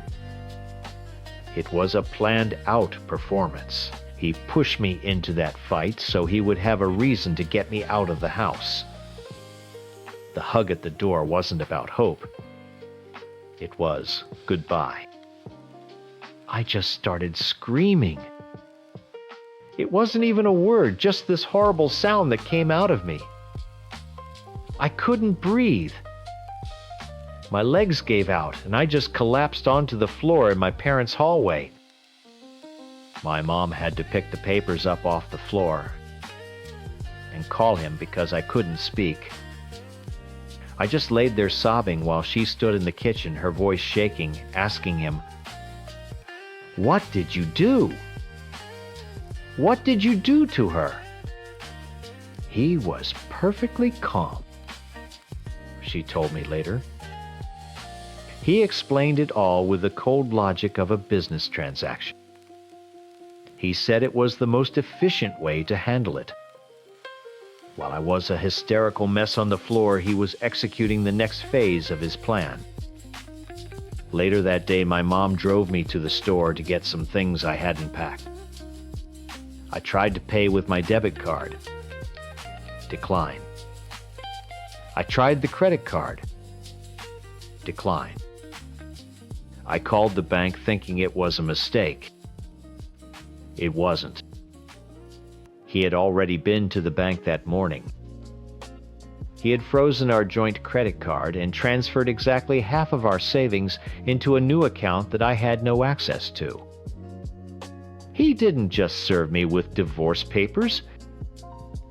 He cut off my entire life in a single morning. That's when the threat started. When I finally was able to talk to him on the phone, the man I had known for over a decade was gone. In his place was a cold, calculating stranger. He told me he knew everything. He'd been secretly reading my private text messages for weeks, maybe longer. He knew all about Mark. He said if I fought him on anything, the house, the money, anything, he would make sure the entire church found out. He would ruin Mark's career and reputation. And he would drag my name through the mud in court until I had nothing left. He used my affair as a weapon to guarantee my silence. He painted me as the unstable, cheating wife, and himself as the calm, rational victim who was just trying to manage a difficult situation. My mom tried to help me, calling him to figure out logistics, and he told me she was manipulating me and trying to turn me against him. He isolated me, cornered me, and made sure I was completely powerless. This wasn't a heartbroken man lashing out. This was an ambush. It was a planned military-style operation designed to cause the maximum amount of humiliation and pain. The divorce was a blur. I did what he said. My lawyer told me I could fight for more, but I was terrified. He had all the evidence, all the power, and all the control. He had spent a month planning his perfect victory while I was still trying to save our marriage. He took the house, most of the money, and our whole life together. He got to keep the narrative he had so carefully crafted, the good, patient husband who was betrayed by his ungrateful wife. The only thing I fought for was our dog, Charlie. He was a scruffy little terrier mix we'd adopted a few years back. In that silent, lonely house, Charlie was my only friend. He'd lay his head on my lap while I cried, and he was just happy to be near me. He didn't care if I was overweight or underemployed. He just loved me. My husband didn't even really want him, but he fought me on it at first just because he could. In the end, I think he gave in because it was the one thing he could use to show how generous he was. I got to keep the dog. I live in a small apartment. Just me and Charlie. Some days are so hard I can barely get out of bed. The guilt over what I did is something I'll carry forever. I betrayed my marriage, and I have to own that. But I also know that the man who planned my takedown with such breathtaking cruelty is the same man I was living with all along. The man who saw me as a project to be fixed, a problem to be solved. His love was always a transaction, and when I failed to hold up my end of the bargain by becoming the woman he wanted, he liquidated his assets. I was just an asset. I'm not a villain, and I'm not a victim. I'm just a woman who made a huge mistake while trying to escape a situation that was slowly crushing her spirit. He broke me down piece by piece for 10 years. I don't know who I am without him telling me all the ways I need to be better. But I'm starting to figure it out. It's quiet here, but it's not the lonely quiet of his disappointment. It's just quiet. And for the first time in a very long time, I feel like I can finally breathe. My husband looks at me like I'm a stranger now. A monster who crept into our house and blew up our life for no reason. He wants a simple answer, a neat little box to put me in. I'm a cheater. I'm a bad person. End of story. But it's not that simple. Nothing is ever that simple. It started with the silence. Last year when lockdown hit, our world shrank to the four walls of our house. It should have been a blessing. We were safe. We both kept our jobs working from home. We had our beautiful little boy who was just learning to walk and fill the house with happy noises. But the silence I'm talking about wasn't about sound. It was the space between me and my husband. He was right there sitting in his office chair just a few feet away from mine, but he was gone. His mind was 1,000,000 miles away, lost in a fog of worry.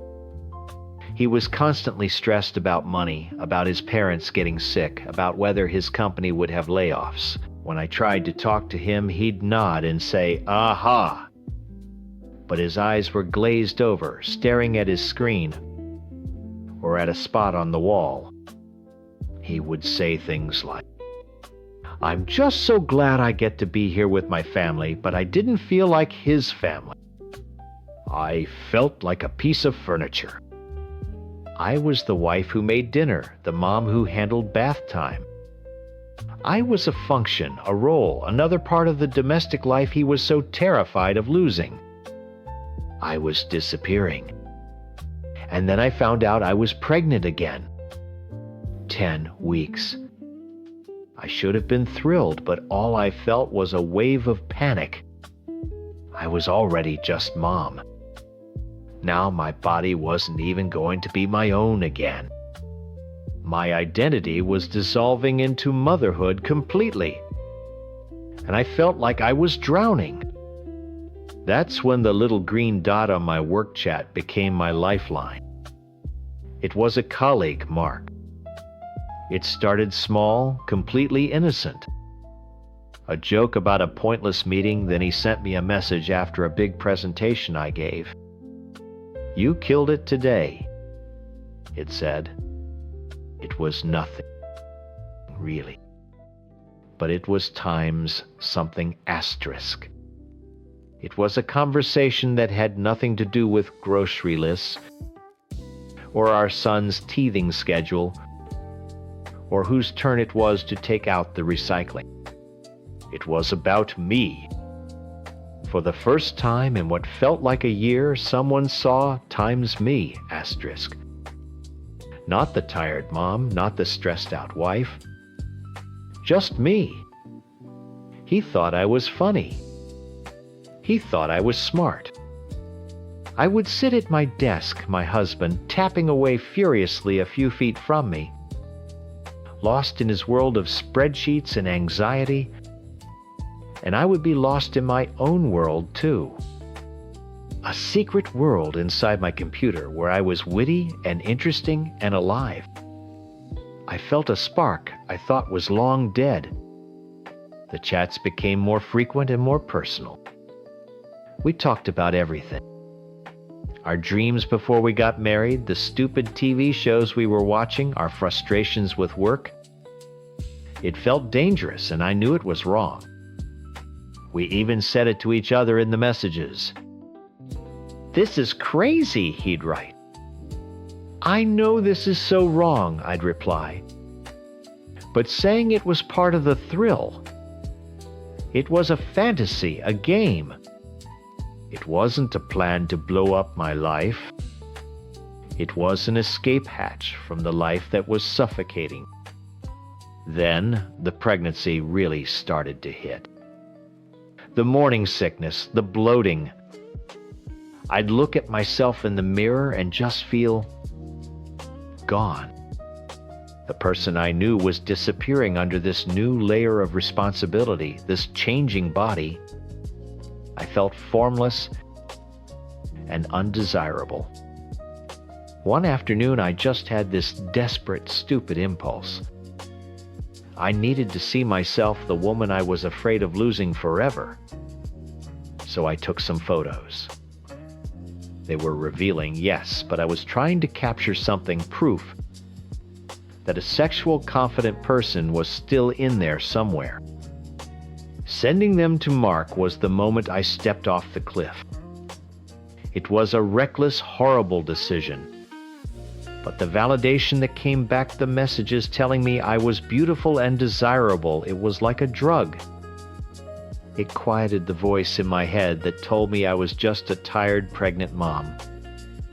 We decided to meet for coffee. It was awkward. The easy chemistry we had online didn't quite work in person. We were just two nervous people making small talk in a parking lot. But we kept talking online, and the fantasy pulled us back in. We met a second time, a week later. We sat in his car, talking about nothing, and the air was thick with this weird tension. Then he leaned over and kissed me. It was nothing. Absolutely nothing like I'd imagined. It was a quick, clumsy, awkward press of lips. There was no spark, no magic. In that 1 second, the entire fantasy world I'd built came crashing down. The thrill wasn't real. The connection was just words on a screen. The kiss just made me feel empty and incredibly guilty. The magic was in being seen, not being touched. I drove home that afternoon with a pit in my stomach. All I wanted was to erase the last 3 months, to delete every message, every picture, and go back to being the person I was before. I felt sick with myself. I walked into the house and my husband was on the sofa scrolling through his phone with that same worried look on his face. I put my purse and keys on the counter, leaving my phone there with them. I just wanted a shower. I wanted to wash the whole day off me. I went upstairs to check on our son, who was napping in his crib. When I came back downstairs a few minutes later, my husband was standing by the counter. He was holding my phone in his hand, his thumb frozen over the screen. He wasn't looking at me. He was just staring down at the glowing light. The whole room felt suddenly cold and silent. He looked up slowly, and his face was like stone. I had never seen that expression on him before. It was completely blank, but underneath it, I could see something cracking. He held the phone up just a little. "Sarah?" he said. His voice was quiet. Dangerously quiet. "What is this?" On the screen was one of the photos I'd sent Mark. My heart stopped. The air in the room just vanished. For a second, my brain couldn't form a thought. There was just a loud rushing sound in my ears. They're for me, I stammered the lie, tasting like ash in my mouth. I took them for myself. You know, before the bump gets big, just to feel good. It was such a stupid, pathetic thing to say, but it was the only thing I could grab onto. The worst part is, it was partly true. That's what made it such a terrible lie. He didn't yell. That would have been easier. Instead, he just kept his eyes on the phone and slowly shook his head. "For you," he said, his voice flat and dead. "Sarah, they're in a Teams chat." My whole body went cold. Of course. He wasn't just seeing the picture. He was seeing where it was. My stomach dropped. The fantasy world I had so carefully built on my computer screen had just crashed into my real life, and the explosion was happening in slow motion right in my kitchen. "Who did you send them to?" he asked, still not looking at me. I couldn't speak. He looked up then, and the blankness in his eyes was gone.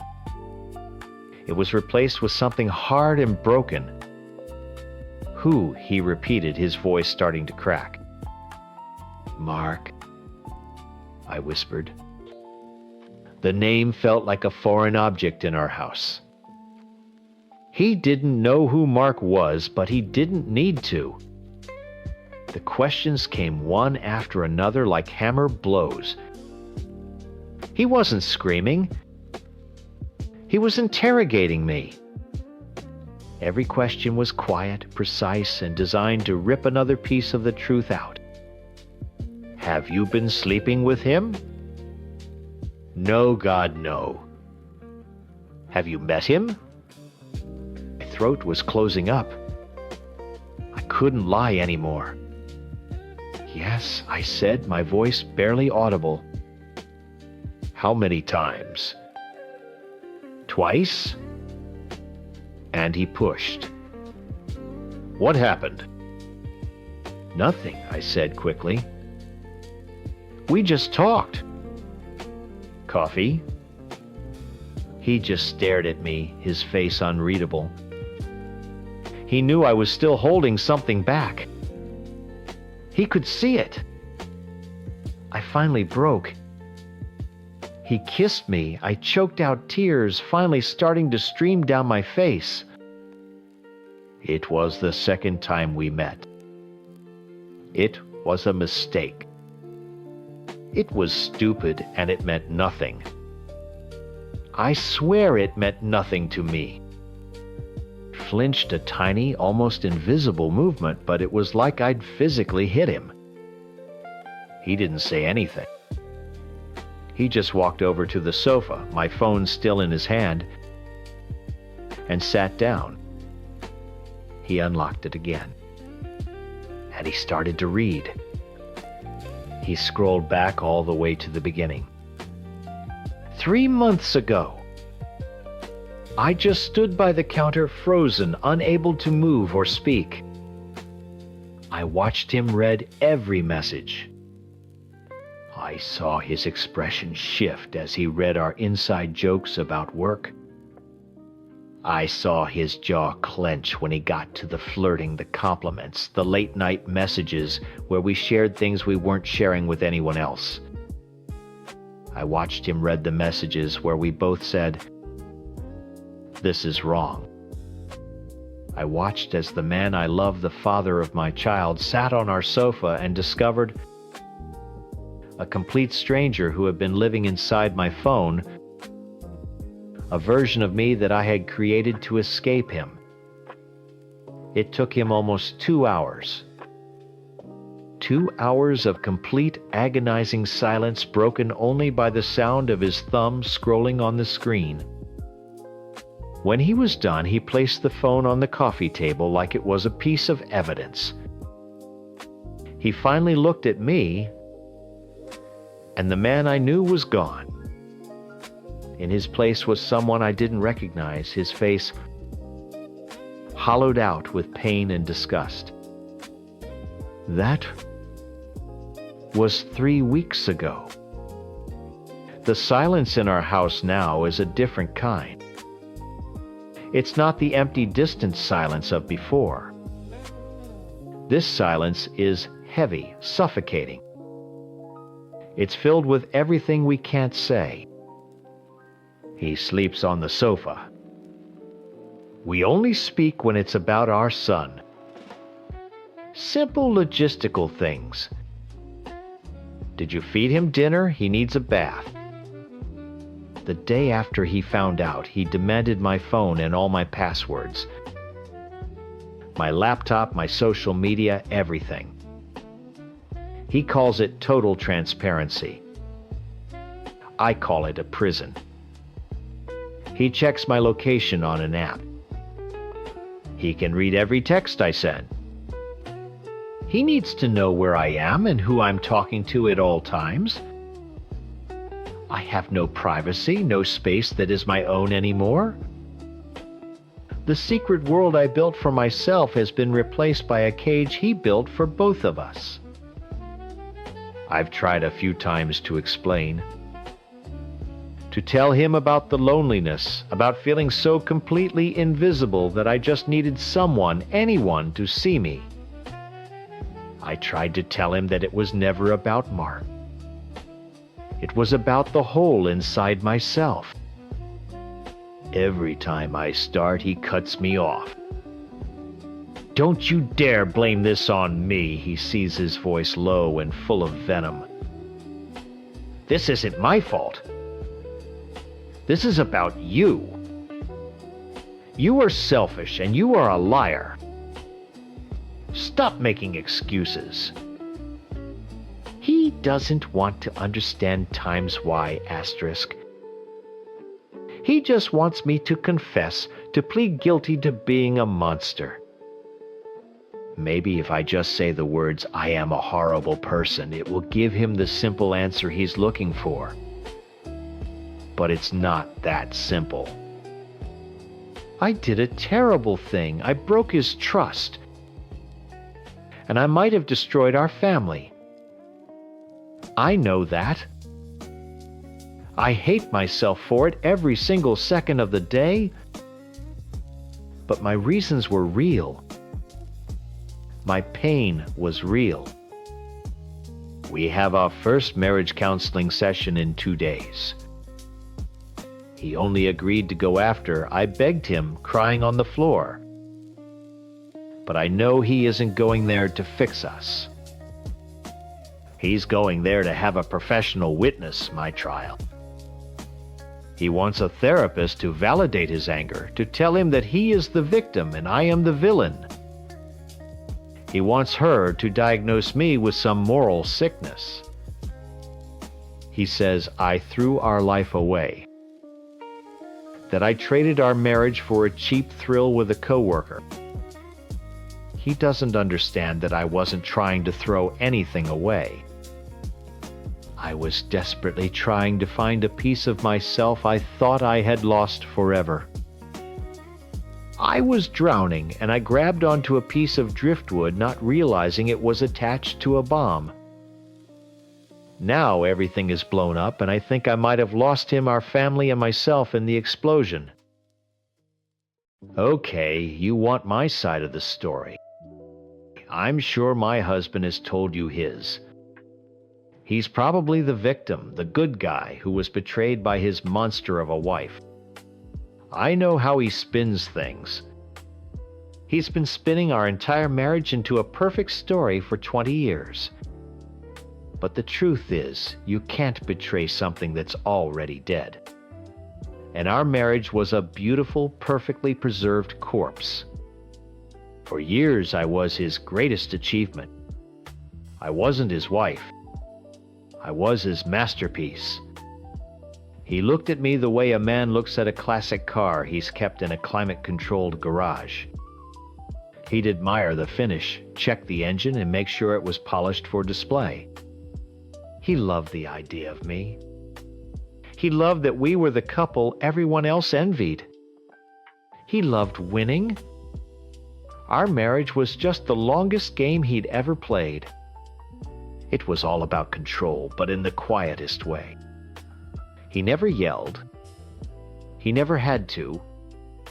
He just managed me. He bought me one of those fancy rings that tracks your sleep. And every morning he'd say, "You only got 82% deep sleep. You must be tired," instead of, "Good morning, I love you." He knew my car's mileage by heart. He'd comment if I took a different route to the grocery store. "Our home had cameras for security," he said, but I felt like an actress on a 24/7 reality show. He wasn't a partner, he was a warden. Even the small things felt like a performance. He had a vasectomy 10 years ago, but he insisted I stay on the birth control pill. He said it was good for my hormones, kept me regular, but I knew what it really was. It was a routine, a checkbox, another part of the perfect wife package he could manage. Every day that little pill was a reminder that my body, my life was just another system he was monitoring. The emptiness was the loudest thing in our house. I was screaming on the inside, but he was probably just checking the decibel levels. I needed to do something that he couldn't track or predict. I needed to feel real. That's where the affair started. It was a gasp for air in a room where all the oxygen had been sucked out. With him, my lover, I wasn't an investment. I wasn't a project. I was just a woman. Messy and alive and wanted for who I was in that moment. Not for a 2-decade-long track record of perfection. He made me laugh. He touched me like he was discovering something new, not just doing routine maintenance. And yes, it was. With my husband's coworker. The irony wasn't lost on me. I knew my husband was suspicious almost immediately. I could feel it. The way he looked at me changed. His gaze wasn't warm or concerned. It was analytical. He was a scientist, studying a strange new bacteria. He wasn't looking at his wife. He was looking for clues. So I gave him one. I went to our family doctor and got a full STD panel. It was the responsible thing to do, but it was also a test. I knew Dr. Evans was a bit of an old-fashioned gossip and that he and my husband played golf together. I knew there was a good chance something would be mentioned. A real husband, a man in love, would have been shattered. He would have confronted me, cried, screamed. Something. Anything. My husband. He came home a week later and casually mentioned that doctor. Evans had told him he should get tested too, just as a precaution these days. He said it with the same emotional investment as telling me we were out of milk. He didn't ask me if I was okay. He didn't ask me who. He just logged it in his brain as Exhibit A. The moment it all broke for me, though, was the day he searched my car. I got a call from my lover. He wasn't panicked. He was trying not to laugh. He told me my husband had asked him to help look for something in my car, pretending he'd lost a cufflink. My lover played along the loyal friend, helping his buddy. He described my husband on his hands and knees, methodically pulling up floor mats, checking under the seats, completely detached. He wasn't a man ripped apart by jealousy. He was Sherlock Holmes enjoying a puzzle. My lover met me later that day. He looked at me, his eyes full of a strange mix of pity and fascination. "He doesn't care that you're with me," he said. "He just wants to win. This is a game to him. He wants to catch you." And in that second, I knew he was right. The last 20 years hadn't been a marriage. It had been a competition, and I was just the trophy. All the pain I felt, all the guilt, it didn't matter to him. The only thing that mattered was that his perfect system had a bug, and he was going to be the one to find it. So we decided to change the game. If he wanted to be a detective, we'd give him a case that would burn him to the ground. We were going to push and push until the real man, the one I married, the one with a heart, finally showed up. Or we'd prove he was never there at all. That night, we set up an anonymous email account. My lover took a photo of me on his phone. It wasn't crazy explicit, just me in a t-shirt, no bra, with a look on my face my husband hadn't seen in a decade. A look of pure, unmanaged happiness. My hands were shaking as my lover typed out a simple subject line, "Thought you should see this." He attached the photo and sent it to my husband's personal email. We sat there in silence, staring at the screen. This was it. This had to be it. No man could see a picture like that of his wife sent from a stranger and not absolutely explode. We waited for the angry call, the sound of his car screeching into the driveway. We waited for the end of the world. A few minutes later, a notification popped up.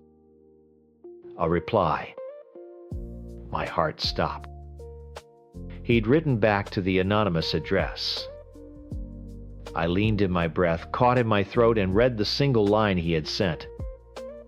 "Nice try with the Photoshop, but that's not my wife." My lover and I just stared at the screen. We read the line over and over. "Nice try with the Photoshop, but that's not my wife." He wasn't heartbroken. He wasn't even angry. He was taunting us. He was playing a game trying to bait the anonymous sender into giving him more information. My blood ran cold, then hot. All the guilt I'd been carrying evaporated and was replaced with pure white-hot rage. He didn't see a picture of his wife in another man's arms. He saw an opponent making a move in a chess game.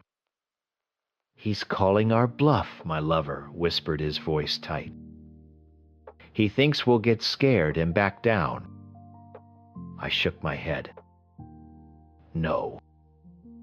He thinks he's smarter than us. He thinks he can't lose. I looked at my lover, a reckless idea forming in my mind. So, let's give him proof he can't deny.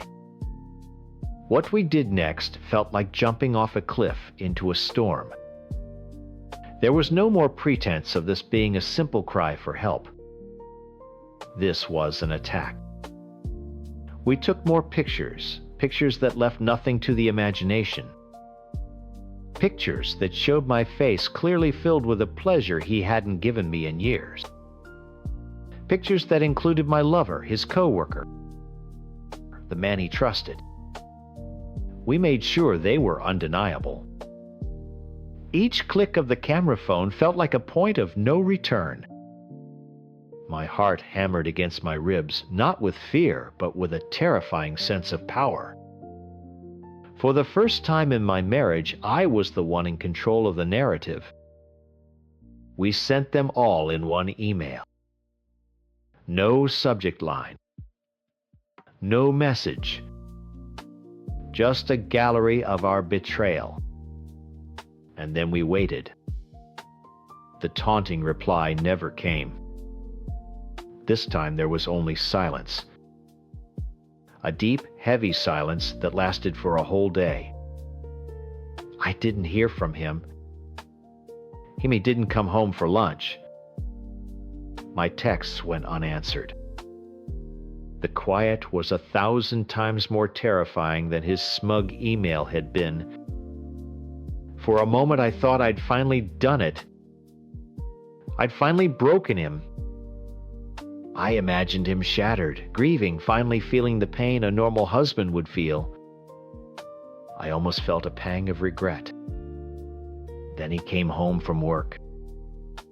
He walked in, placed his briefcase by the door with his usual precision, and loosened his tie. He didn't look at me. He walked straight to the kitchen, poured himself a glass of water, and drank it in one go. The silence was so thick I could barely breathe. I stood in the living room, frozen, waiting for the explosion. He finally walked over to me. He wasn't crying. His face wasn't red with rage. It was a cold, tight mask. He pulled out his phone and placed it on the coffee table between us, the screen lit up with the photos we'd sent. He let me look at them for a long moment before he spoke. His voice was low and flat. "I feel like a fool." That was it. Not "you broke my heart." Not "how could you do this to us?" Just "I feel like a fool." My grand experiment, my desperate attempt to provoke a human emotion had worked. And the emotion was wounded pride. He wasn't hurt because I'd been with another man. He was furious because I had outsmarted him. The betrayal of our vows was a footnote. The real crime was the damage to his ego. He'd been played, and his own coworker had helped do it. Smiling at him across the office all day while knowing this. "I know," I said, my voice surprisingly steady.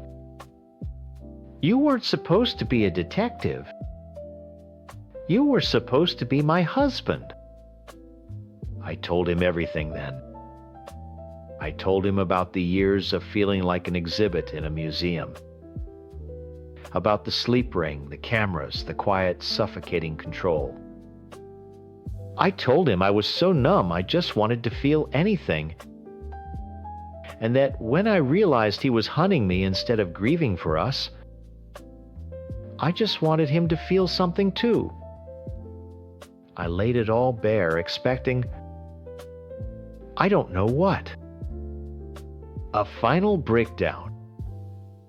A demand for a divorce. Instead, as I spoke, I saw his eyes flicker from my face down to the phone and back again. The tight anger in his jaw didn't disappear, but something else joined it. A strange, dark curiosity. And as he stared at a picture of me and his coworker, I saw it. A flicker of something I hadn't seen in a decade. It wasn't love. It wasn't even pure hate. It was arousal. My stomach turned. He was turned on. The whole disgusting, messy, humiliating truth of it. His wife with his friend, the photos, the lies. It was exciting to him. The perfect sterile life we'd built was boring. This was new. This was a challenge.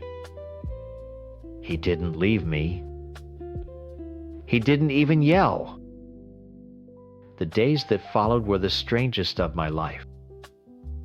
The old marriage was dead and buried, but a new one, something twisted and unsettling, began to grow in its place. He started asking questions, but not the ones a husband should. He didn't ask if I loved him.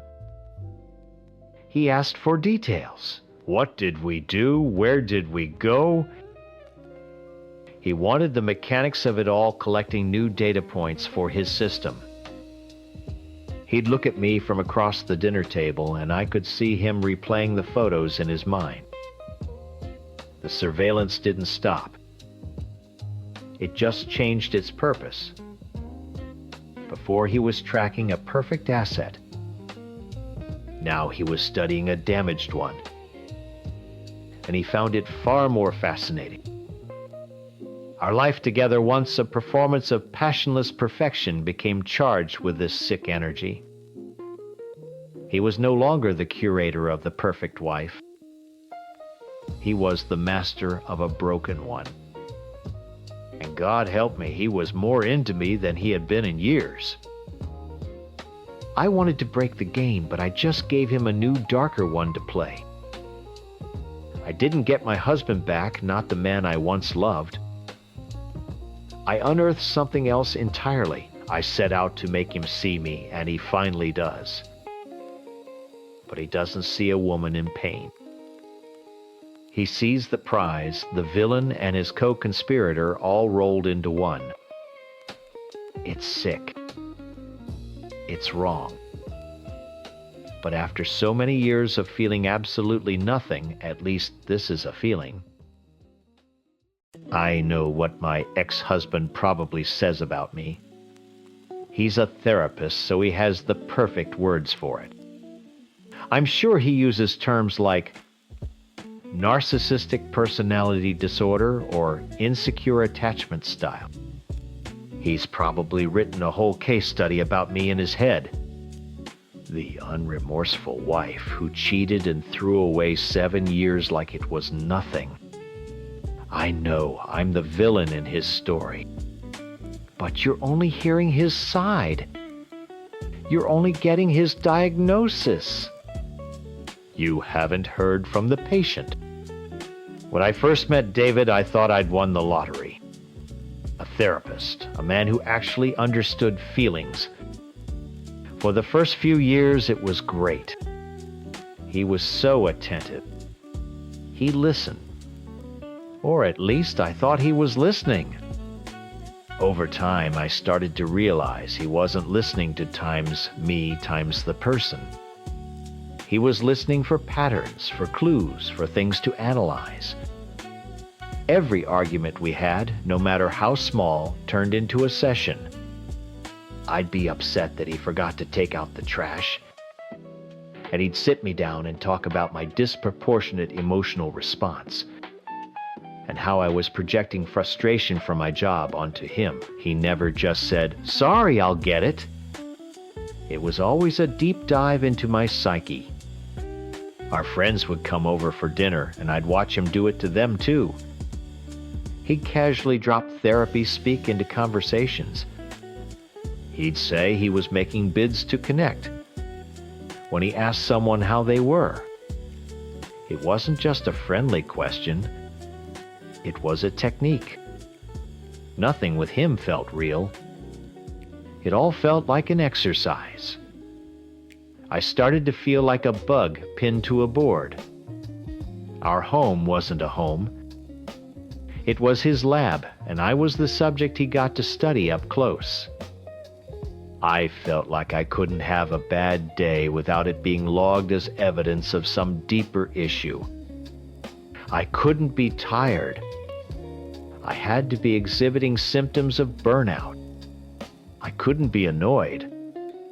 I had to be struggling with emotional regulation. Then came the fall. That's the day my life ended and my job began. We were cleaning the gutters, one of those stupid weekend chores, and he slipped. I heard the crack from the ground. It was horrible. He shattered his ankle in 3 places. The recovery was brutal, and I was the only one there to see him through it. For months, I was his entire world. Became his nurse, his cook, his driver, his memory.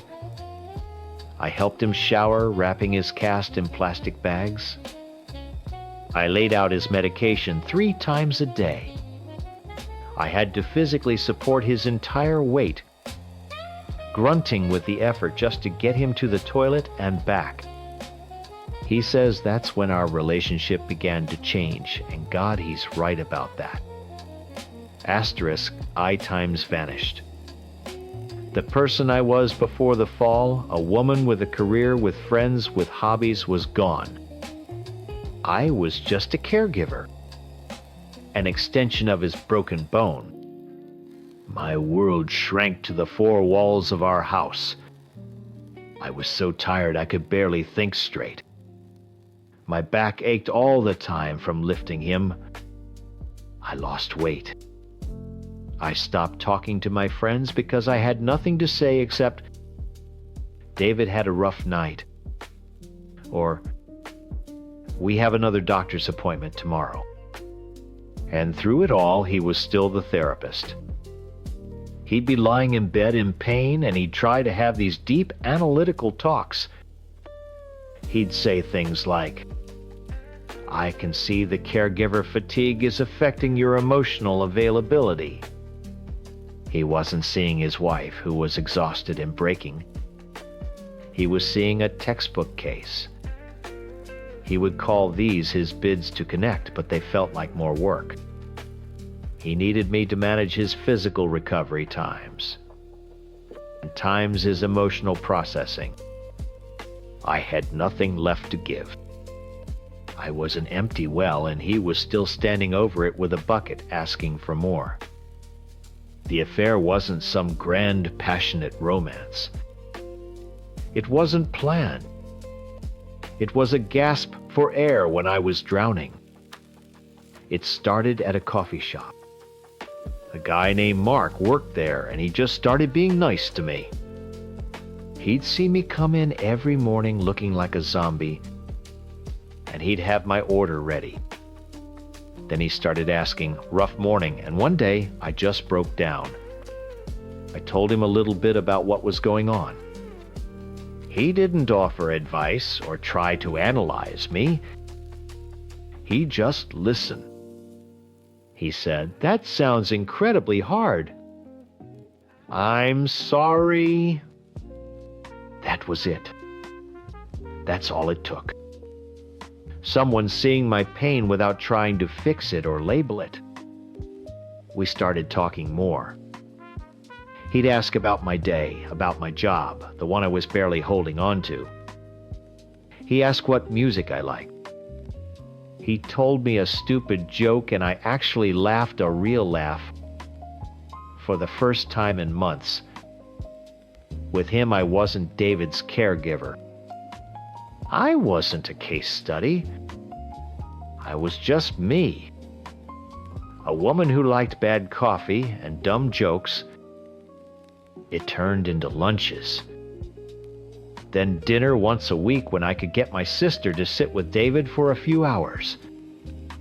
For 8 months, that was my secret. That was the one part of my life that felt like it belonged to me. It was a place where I could just breathe, where no one was watching me, waiting for me to crack so they could diagnose the pieces. At home, I built a fortress inside myself. I had to. David was getting better, starting to walk with a cane, but the dynamic was set. He saw my quietness as me being distant or cold. He didn't understand it was self-preservation. If I let even a tiny crack show, he would have pried it open with 100 questions about my feelings and my motivations. I couldn't let him in. He thought I was playing by a different set of rules. He had no idea he'd rewritten the whole game book years ago, turning our marriage into a clinical trial. The holidays were the worst. Stiff, quiet, and full of unspoken things. We went through the motions of Christmas opening gifts with forced smiles. By the time New Year's Eve rolled around, I felt like I was going to explode. We just sat on the couch and watched the ball drop in silence. January 2nd, the day it all came down. I was in the kitchen making coffee, trying to get back into some kind of normal routine. I'd left my phone on the charger in the living room. I remember feeling a sense of dread all morning, like the air was too thick to breathe. I walked into the living room to grab it, and he was just standing there, in the middle of the room. He wasn't looking at me. He was looking down at my phone, open in his hand. He was completely still. There was no screaming, no crying. Just a chilling quiet. He looked up at me, and his face was blank. It was the face he used with his most difficult patients. Calm, detached, processing data. He held up the phone, and I could see the screen was open to my texts with Mark. And all he said in a voice as flat and final as a closing file was, "Explain this." I didn't know what to say.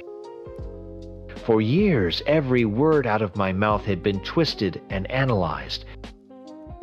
And now he was holding the evidence that would prove whatever theory he'd already decided on.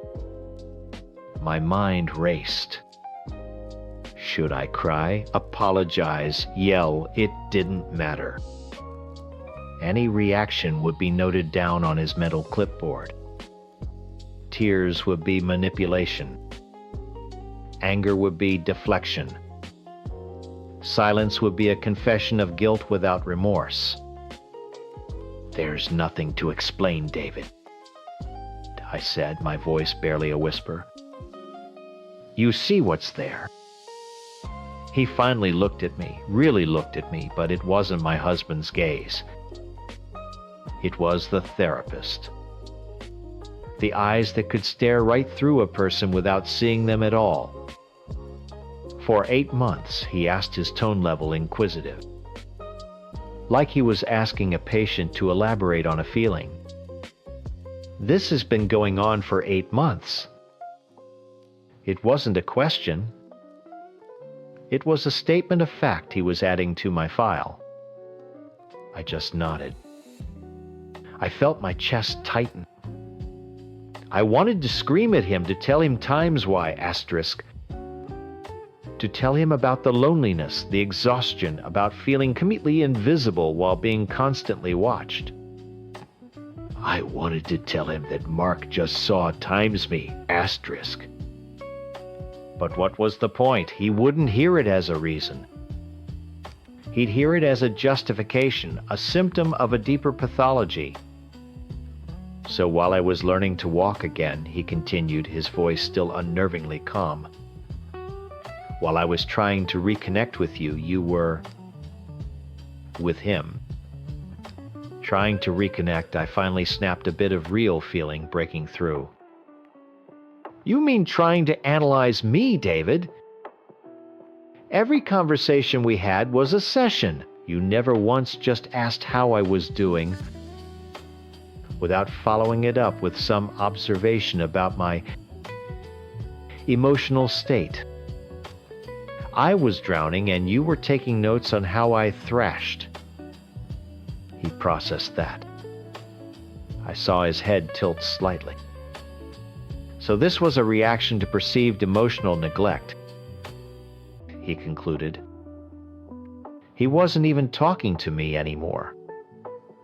He was narrating his own diagnosis. A maladaptive coping mechanism. That's when I knew it was over. Truly over. There was no us to fight for.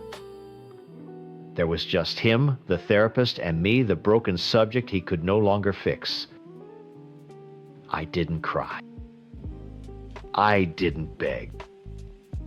What could I show? He says. I showed no remorse. He's wrong. I was filled with a million feelings, shame, sadness for the man I used to love, relief that it was finally out, but I couldn't show him any of it. It wouldn't have been received as genuine emotion. It would have been documented as a performance. So I just stood there empty. I was already judged. The week that followed was the quietest of my life. We lived in the same house like ghosts. He slept in the guest room. We didn't speak. He just observed me. I would be washing dishes and feel his eyes on my back. I felt like a lab rat after the experiment had failed, just waiting to be disposed of. There was no fight, no slamming doors, no desperate late-night talks. He didn't fight for us. He was a professional who had encountered a problem he couldn't solve, so he was simply moving on. It was a clean, logical amputation. Exactly 1 week after he found the text, I came home from work and he was sitting at the dining room table with a folder in front of him. "I filed for divorce this morning," he said, as calmly as if he were telling me we were out of milk. "These are your copies. I think it's best if one of us finds another place to stay as soon as possible." And that was it. He closed the folder and pushed it across the table. He had closed the case. I moved out 2 days later. The months since have been a blur of lawyers and dividing up our life. Our life together fit into a few dozen cardboard boxes. I heard through a mutual friend that his father passed away recently. I felt a pang of sadness for him, for the man I married 7 years ago. But then I heard what he was telling people.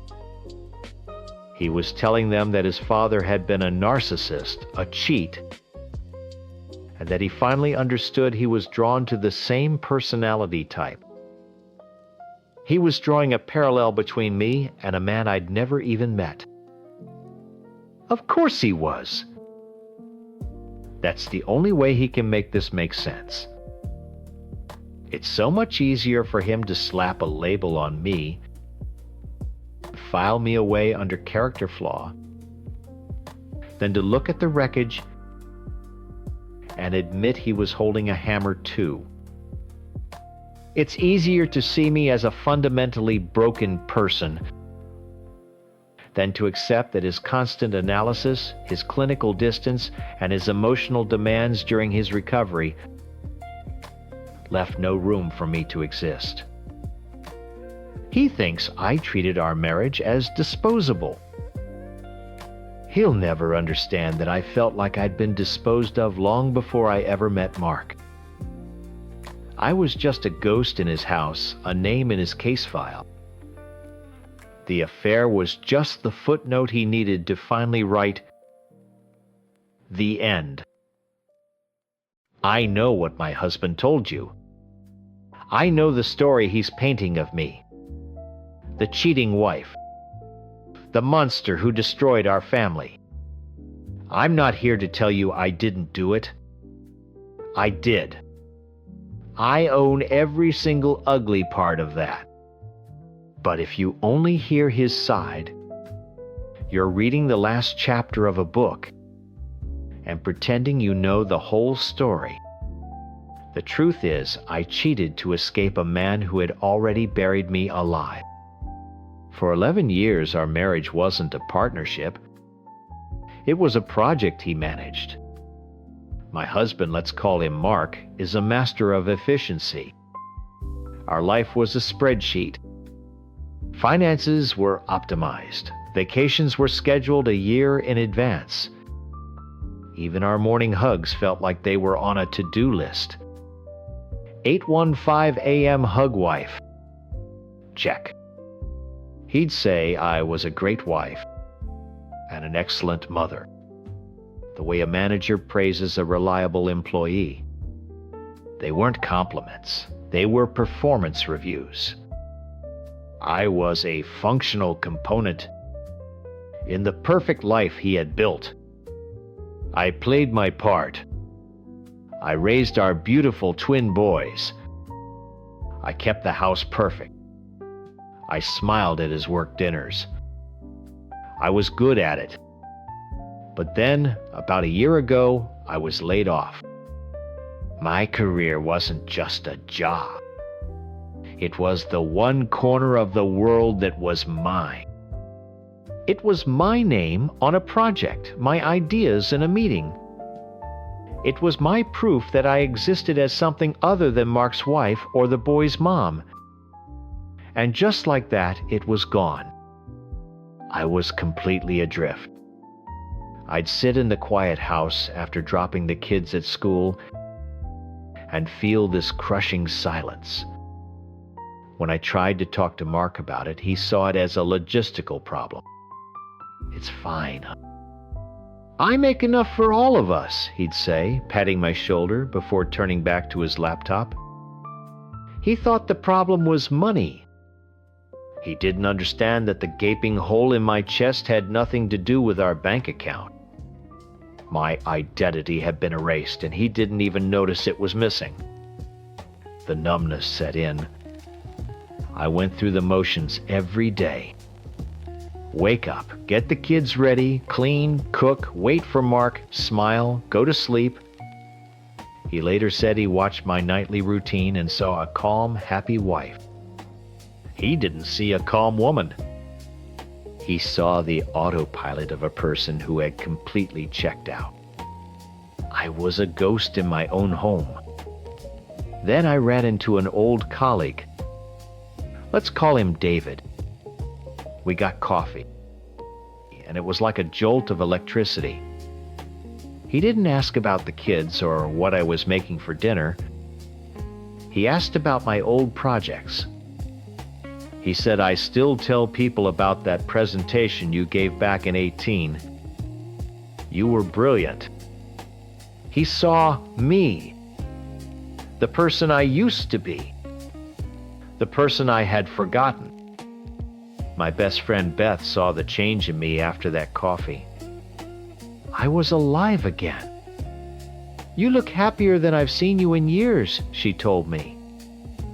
When I confessed how lost I felt, how invisible I was in my own marriage, she just squeezed my hand. You deserve to feel something, she said. Anything. She was right. So David and I had lunch. It was just a lunch. A stolen hour of feeling like myself. But that feeling, that validation was like a drug. He listened. He laughed at my jokes. He made me feel interesting and desired. It wasn't about love, not really. It was about chaos. It was the one thing in my life that Mark couldn't schedule, couldn't control, couldn't optimize. One lunch turned into another. And then, one day, that lunch ended at a cheap, seedy motel just off the highway. I know how that sounds. It was ugly and desperate. But it was times mine asterisk. Every whispered message, every lie I told to get out of the house, it was a choice I was making for myself. I was so tired of being good, of being the perfect, predictable wife. For an hour or two in that dingy room, I was something else. I even brought Beth to one of our lunches. It was a stupid, clumsy attempt to normalize it in my own head. See, we're just friends catching up. And look, my best friend is here too. Of course, she saw it. She saw the way I looked at him, the electricity between us. She pulled me aside in the bathroom and told me I was playing with fire. I knew she was right, but I couldn't bring myself to stop. I needed to get burned. Coming home after was the hardest part. It was like putting on a costume. I'd walk in, drop a bag of burgers on the counter for dinner, and switch back into Mom. I'd help the boys with their homework, tuck them into bed, and listen to Mark talk about his day. He said later that he never suspected a thing because I acted as if nothing happened. He's right. I did. But he was the one who hadn't truly seen me in years. That calm he saw wasn't shamelessness. It was the practiced mask of a woman who had been drowning in plain sight for a decade. The end came on a Sunday. I was at my parents' house with my sister and her kids. It was a normal family dinner, loud, messy, full of laughter. For a few hours, I almost felt normal. Then my phone rang. It was Mark. His voice was flat, cold. "Hey, are you at your mom's?" "Yeah, we just finished eating." "What's up?" "Don't come home just yet. Just stay there for a little while. I'll call you later." "Is everything okay?" I asked, a knot tightening in my stomach. "Everything's fine," he said in a tone that meant the exact opposite. He hung up before I could ask anything else. I tried to shake it off, but I couldn't. An hour went by. Then another. The sky outside was getting dark. My mom was cleaning up the kitchen and my dad was watching the game with my brother-in-law. I was sitting on the couch staring at my phone when the doorbell rang. My dad grumbled about unexpected visitors and went to the door. I could hear him talking to someone, his voice low and confused. My mom came out of the kitchen, wiping her hands on a towel. "Who is it, honey?" she called out. I stood up and walked toward the hallway, my heart starting to pound against my ribs. I saw my dad standing in the open doorway holding a large manila envelope. Standing on the porch was a man in a cheap suit I'd never seen before. He wasn't looking at my dad. He was looking past him right at me. He gave a small professional nod, turned, and walked back to his car. "What is that?" my mom asked, walking up behind my dad. My father turned around slowly, his face pale. He looked from the envelope in his hands, then up at me. His eyes were filled with a kind of confusion and horror I'd never seen before. He held it out to me without a word. My name was typed neatly on the front. My hands were trembling so badly I could barely open the envelope. Inside the first page was a cold, formal, legal document. Petition for dissolution of marriage. My breath left my body in a rush. I sank onto the edge of the couch, the papers shaking in my lap. My mom started crying a soft, wounded sound. My dad just stood there, his face like stone, looking at me as if I were a complete stranger. The humiliation was a physical thing, a hot wave that washed over my entire body. Mark hadn't just ended our marriage. He had executed it. In front of my family. He wanted them to be the first to see what I'd done to make sure I had nowhere to run for comfort. The drive home was the longest 20 minutes of my life. I wasn't just driving toward a confrontation. I was driving toward a verdict that had already been decided. This wasn't the act of a man lashing out in pain. This was the opening move of a strategist. Every red light felt like an eternity. By the time I pulled into our driveway, my heart was a cold, heavy lump in my chest. The front door was unlocked. I stepped inside, and the first thing I saw were the trash bags. Not one or two. At least a dozen huge black industrial bags lined the hallway. They were bulging. I reached out and touched one. Through the thin plastic, I could feel the hard corner of a picture frame. I tore a small hole in the bag. Inside, I saw the edge of a scrapbook I had spent months making for the boys, filled with pictures from their first 5 years. In another bag, I saw the quilt my grandmother had made for me, my wedding dress, photo albums. Every personal trinket, every sentimental object, every piece of my life that wasn't shared furniture was stuffed into these bags like garbage. He was sending a clear message: you are disposable. I found him in his office. He was sitting at his desk, perfectly calm, as if waiting for a business meeting to start. There were no tears, no red-rimmed eyes. Just a chilling stillness. "Mark," I said, my voice barely a whisper. He didn't look up at me. He just gestured to the chair opposite his desk.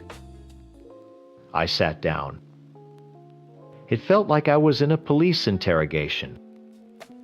He slid a thick, professional-looking binder across the desk.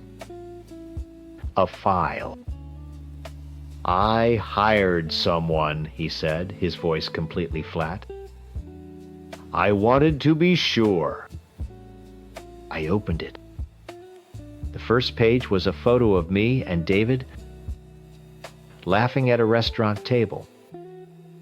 My friend Beth was there smiling, caught mid-sentence. Then a picture of my car pulling into the motel parking lot. A picture of us walking toward one of the rooms. There were dates, times, even receipts. It was a meticulous, soulless log of my betrayal. My stomach churned. He wasn't a husband confronting his wife. He was a prosecutor presenting his case. Then he reached over and pressed a button on a small digital recorder on his desk. My own voice filled the silent room.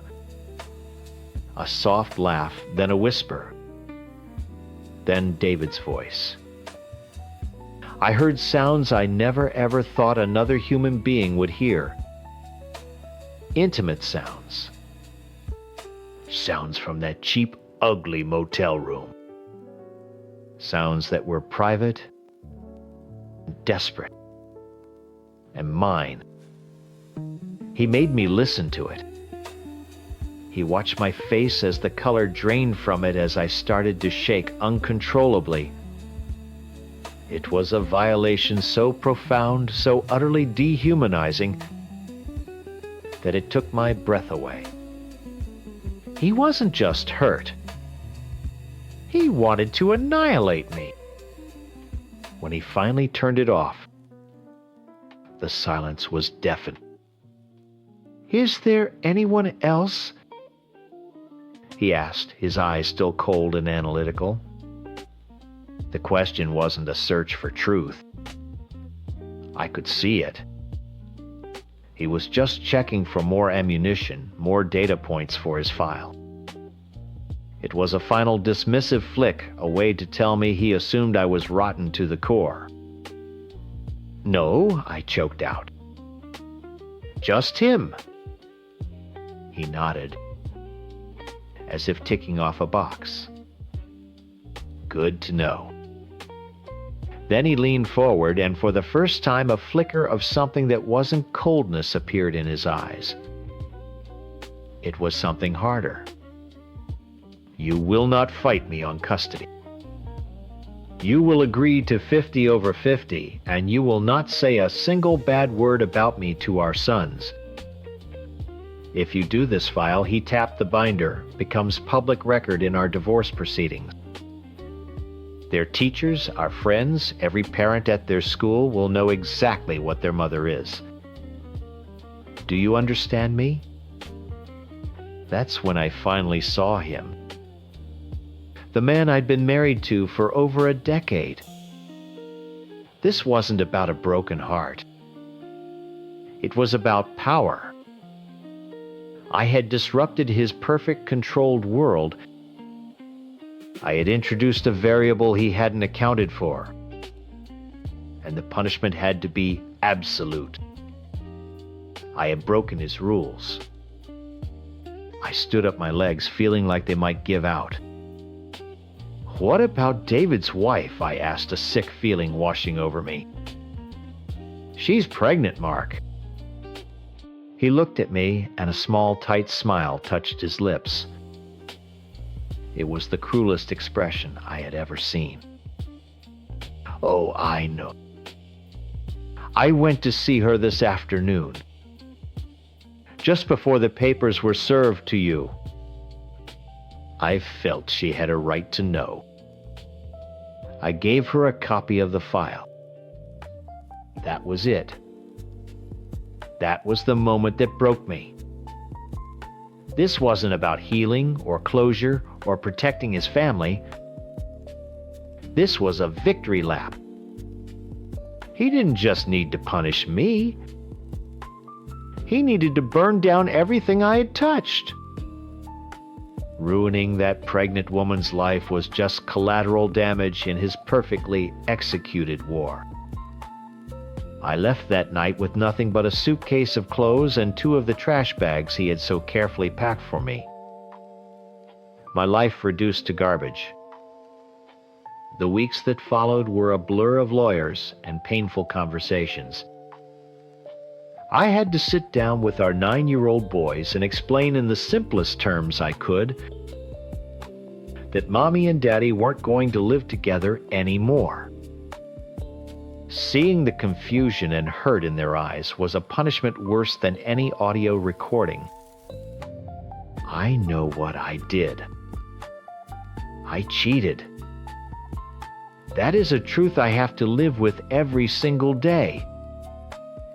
I own the lies, the selfishness, the hurt I caused. I'm not asking for pity. But I need you to understand. I didn't break the heart of a loving man who adored his wife. I broke the rules of a cold and methodical warden who was angry that one of his assets had malfunctioned. My affair was a desperate, reckless, and wrong attempt to feel alive. His response was a calculated, cruel, and systematic campaign to destroy me. He didn't just want to divorce me. He wanted to erase me. I'm sure my husband has already posted his side of the story. I know how it sounds. I'm the monster who blew up a nearly 30-year marriage for a cheap affair with my boss.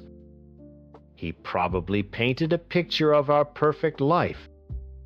And he wouldn't be lying.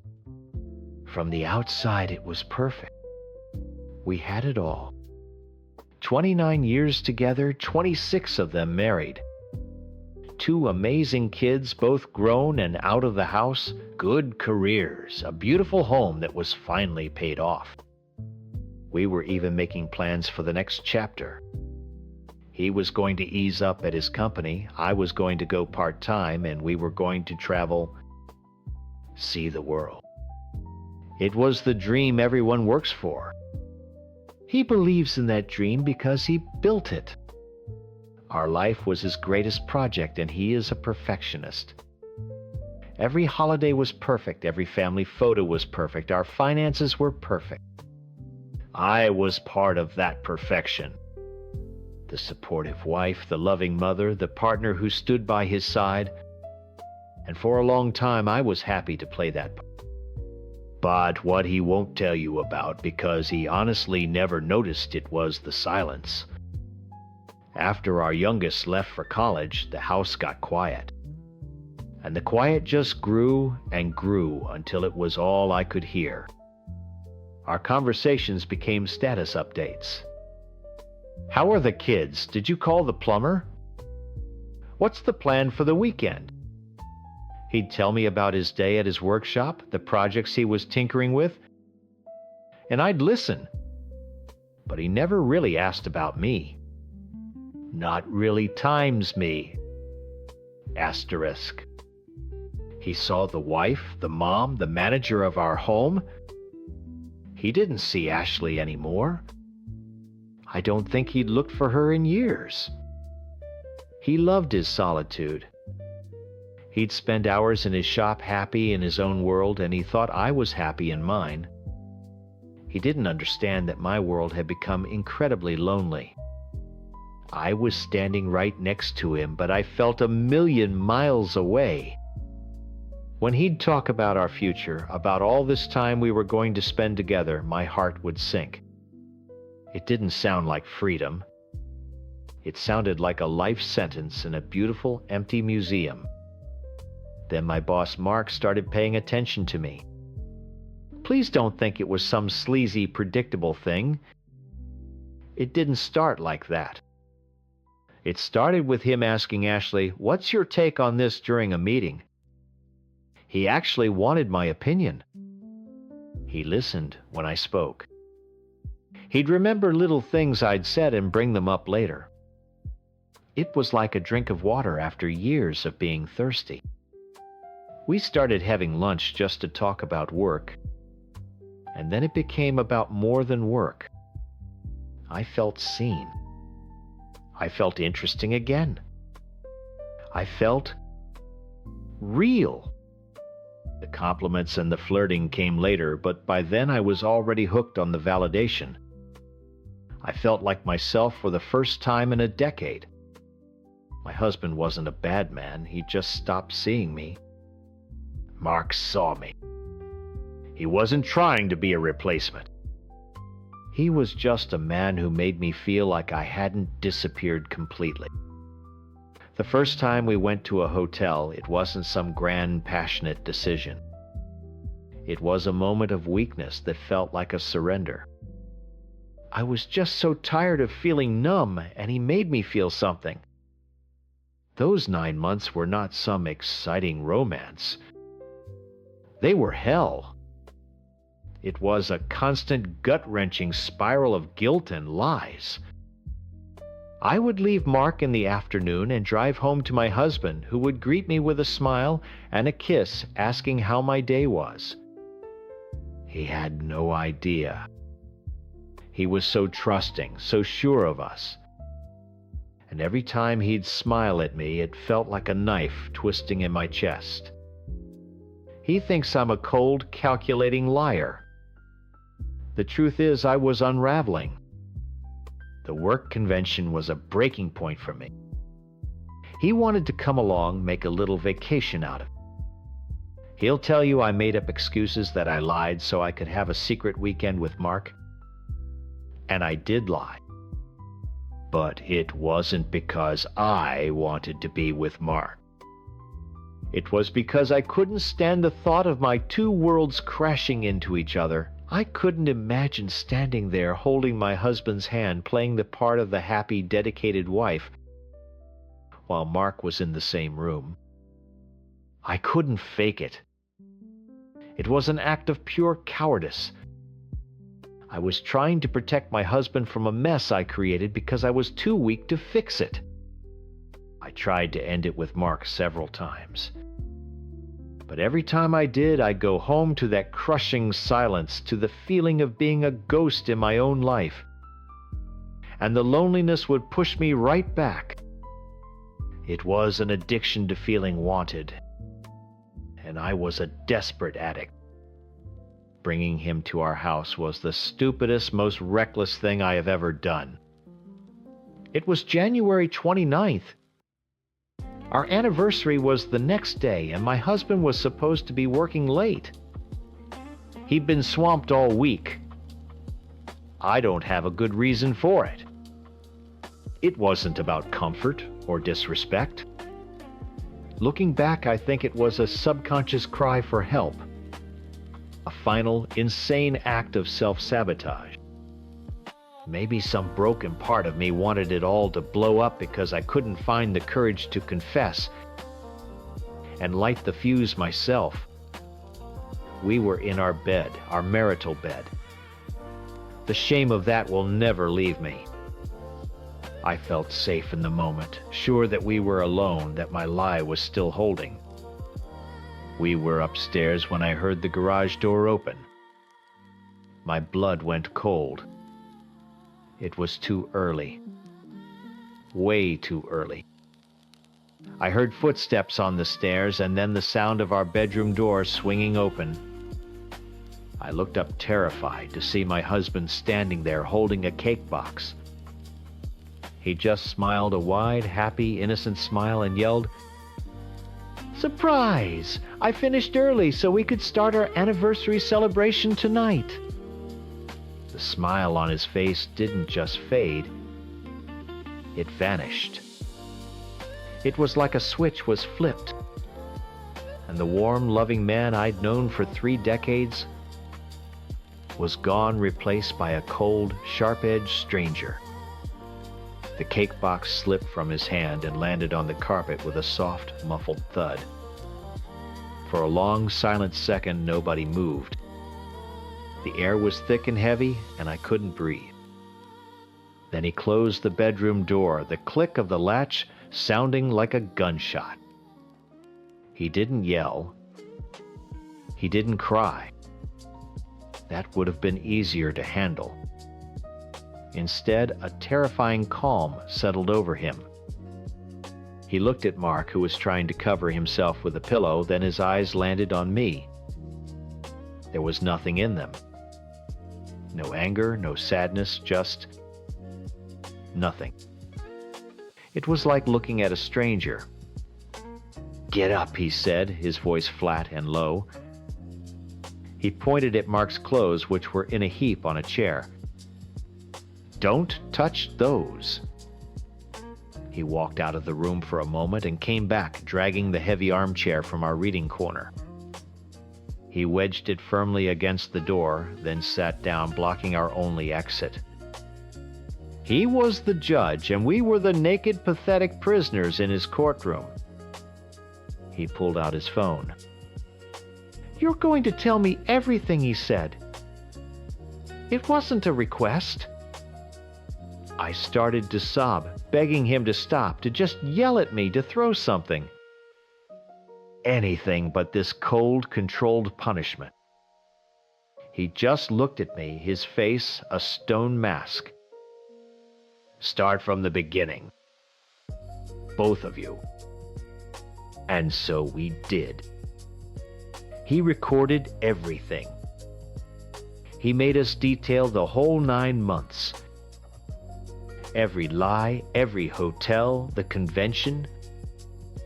He made Mark explain why he did it, and he made me explain why. It wasn't about him wanting to understand. I could see it in his eyes. Every humiliating detail he extracted from us was a piece of ammunition he was collecting. He wasn't a man in pain. He was a general planning his war. The worst part came when he was done with us. He calmly picked up Mark's phone from the nightstand. I knew what was about to happen, and a different kind of terror, a primal one, shot through me. "No," I whispered, then screamed it. "Please don't. You can't do this to her. She hasn't done anything." He actually smiled then, a thin, cruel twist of his lips. "You're worried about times, him times, about times, her times," he thought. I was defending my lover. He didn't get it. I was watching the man I shared my life with, the father of my children, turn into someone capable of gleefully destroying another person's world just for the satisfaction of revenge. I wasn't trying to protect Mark. I was horrified by what my husband was becoming. He ignored me. He found Mark's wife Carol in the contacts and hit the FaceTime button. My heart hammered against my ribs. After a few rings, her tired, smiling face appeared on the screen. "Hey, honey, is everything okay?" she asked. My husband didn't say a word. He just turned the phone around, aiming the camera first at Mark huddled in our guest bathrobe, and then at me, clutching the sheets to my chest in our bed. I saw the confusion on Carol's face turn to horror, then to a gut-wrenching silent scream as she understood. Her face crumpled. He let her see it for a few more seconds before he hung up a look of grim satisfaction on his face. He had won. He hadn't just exposed me. He had created another victim, and in his mind that made us even. He finally stood up from the chair. He looked at me, really looked at me for the first time since he'd walked in. "Pack a bag," he said. "Get out of my house." I stumbled out of bed, grabbing random clothes from my closet, my hands shaking so badly I could barely zip the suitcase. I didn't cry anymore. I was just numb, hollowed out. As I walked past him to leave the room we had shared for over 20 years, I wanted to say something. "I'm sorry." He felt stupidly small. "I love you" felt like a lie he would never believe again. But he didn't even look at me. He just stared straight ahead, as if I were already gone. I walked out that front door and into the cold night air, leaving behind the only life I had ever known. A life I had set on fire not because I hated it, but because I was too lonely and too cowardly to ask for what I needed. I spent that first night in a hotel 20 miles away. I didn't sleep. I just sat on the edge of the bed and replayed that scene over and over. The next morning, the text started. "My daughter, my sweet girl," wrote Dad, "told us everything. I don't even know who you are anymore." My son didn't even use words. He just blocked my number. That was when the real pain hit, a physical agony in my chest that made it hard to breathe. Of course I was fired. Mark was fired. His marriage imploded in a way that I'm sure was even messier than mine. I had not just broken my own family. I had helped detonate his. I speak to my lawyer now more than I speak to anyone else. My husband is, as expected, meticulous in his destruction. He wants the house, the savings, everything. He wants to erase me. I know I'm the villain in this story. I own that. I made a series of selfish, destructive choices. I betrayed the one person who always believed he could count on me. But I wish he could see that the affair wasn't the disease. It was a symptom of something that had been quietly dying for years. My desperate, stupid attempt to feel alive ended up killing everything I ever cared about. He sees my affair as an attack on him, but it was really an act of self-destruction. And now I'm left here in the rubble, completely and truly alone. and for the first time I can hear the silence for what it really is. The sound of the end.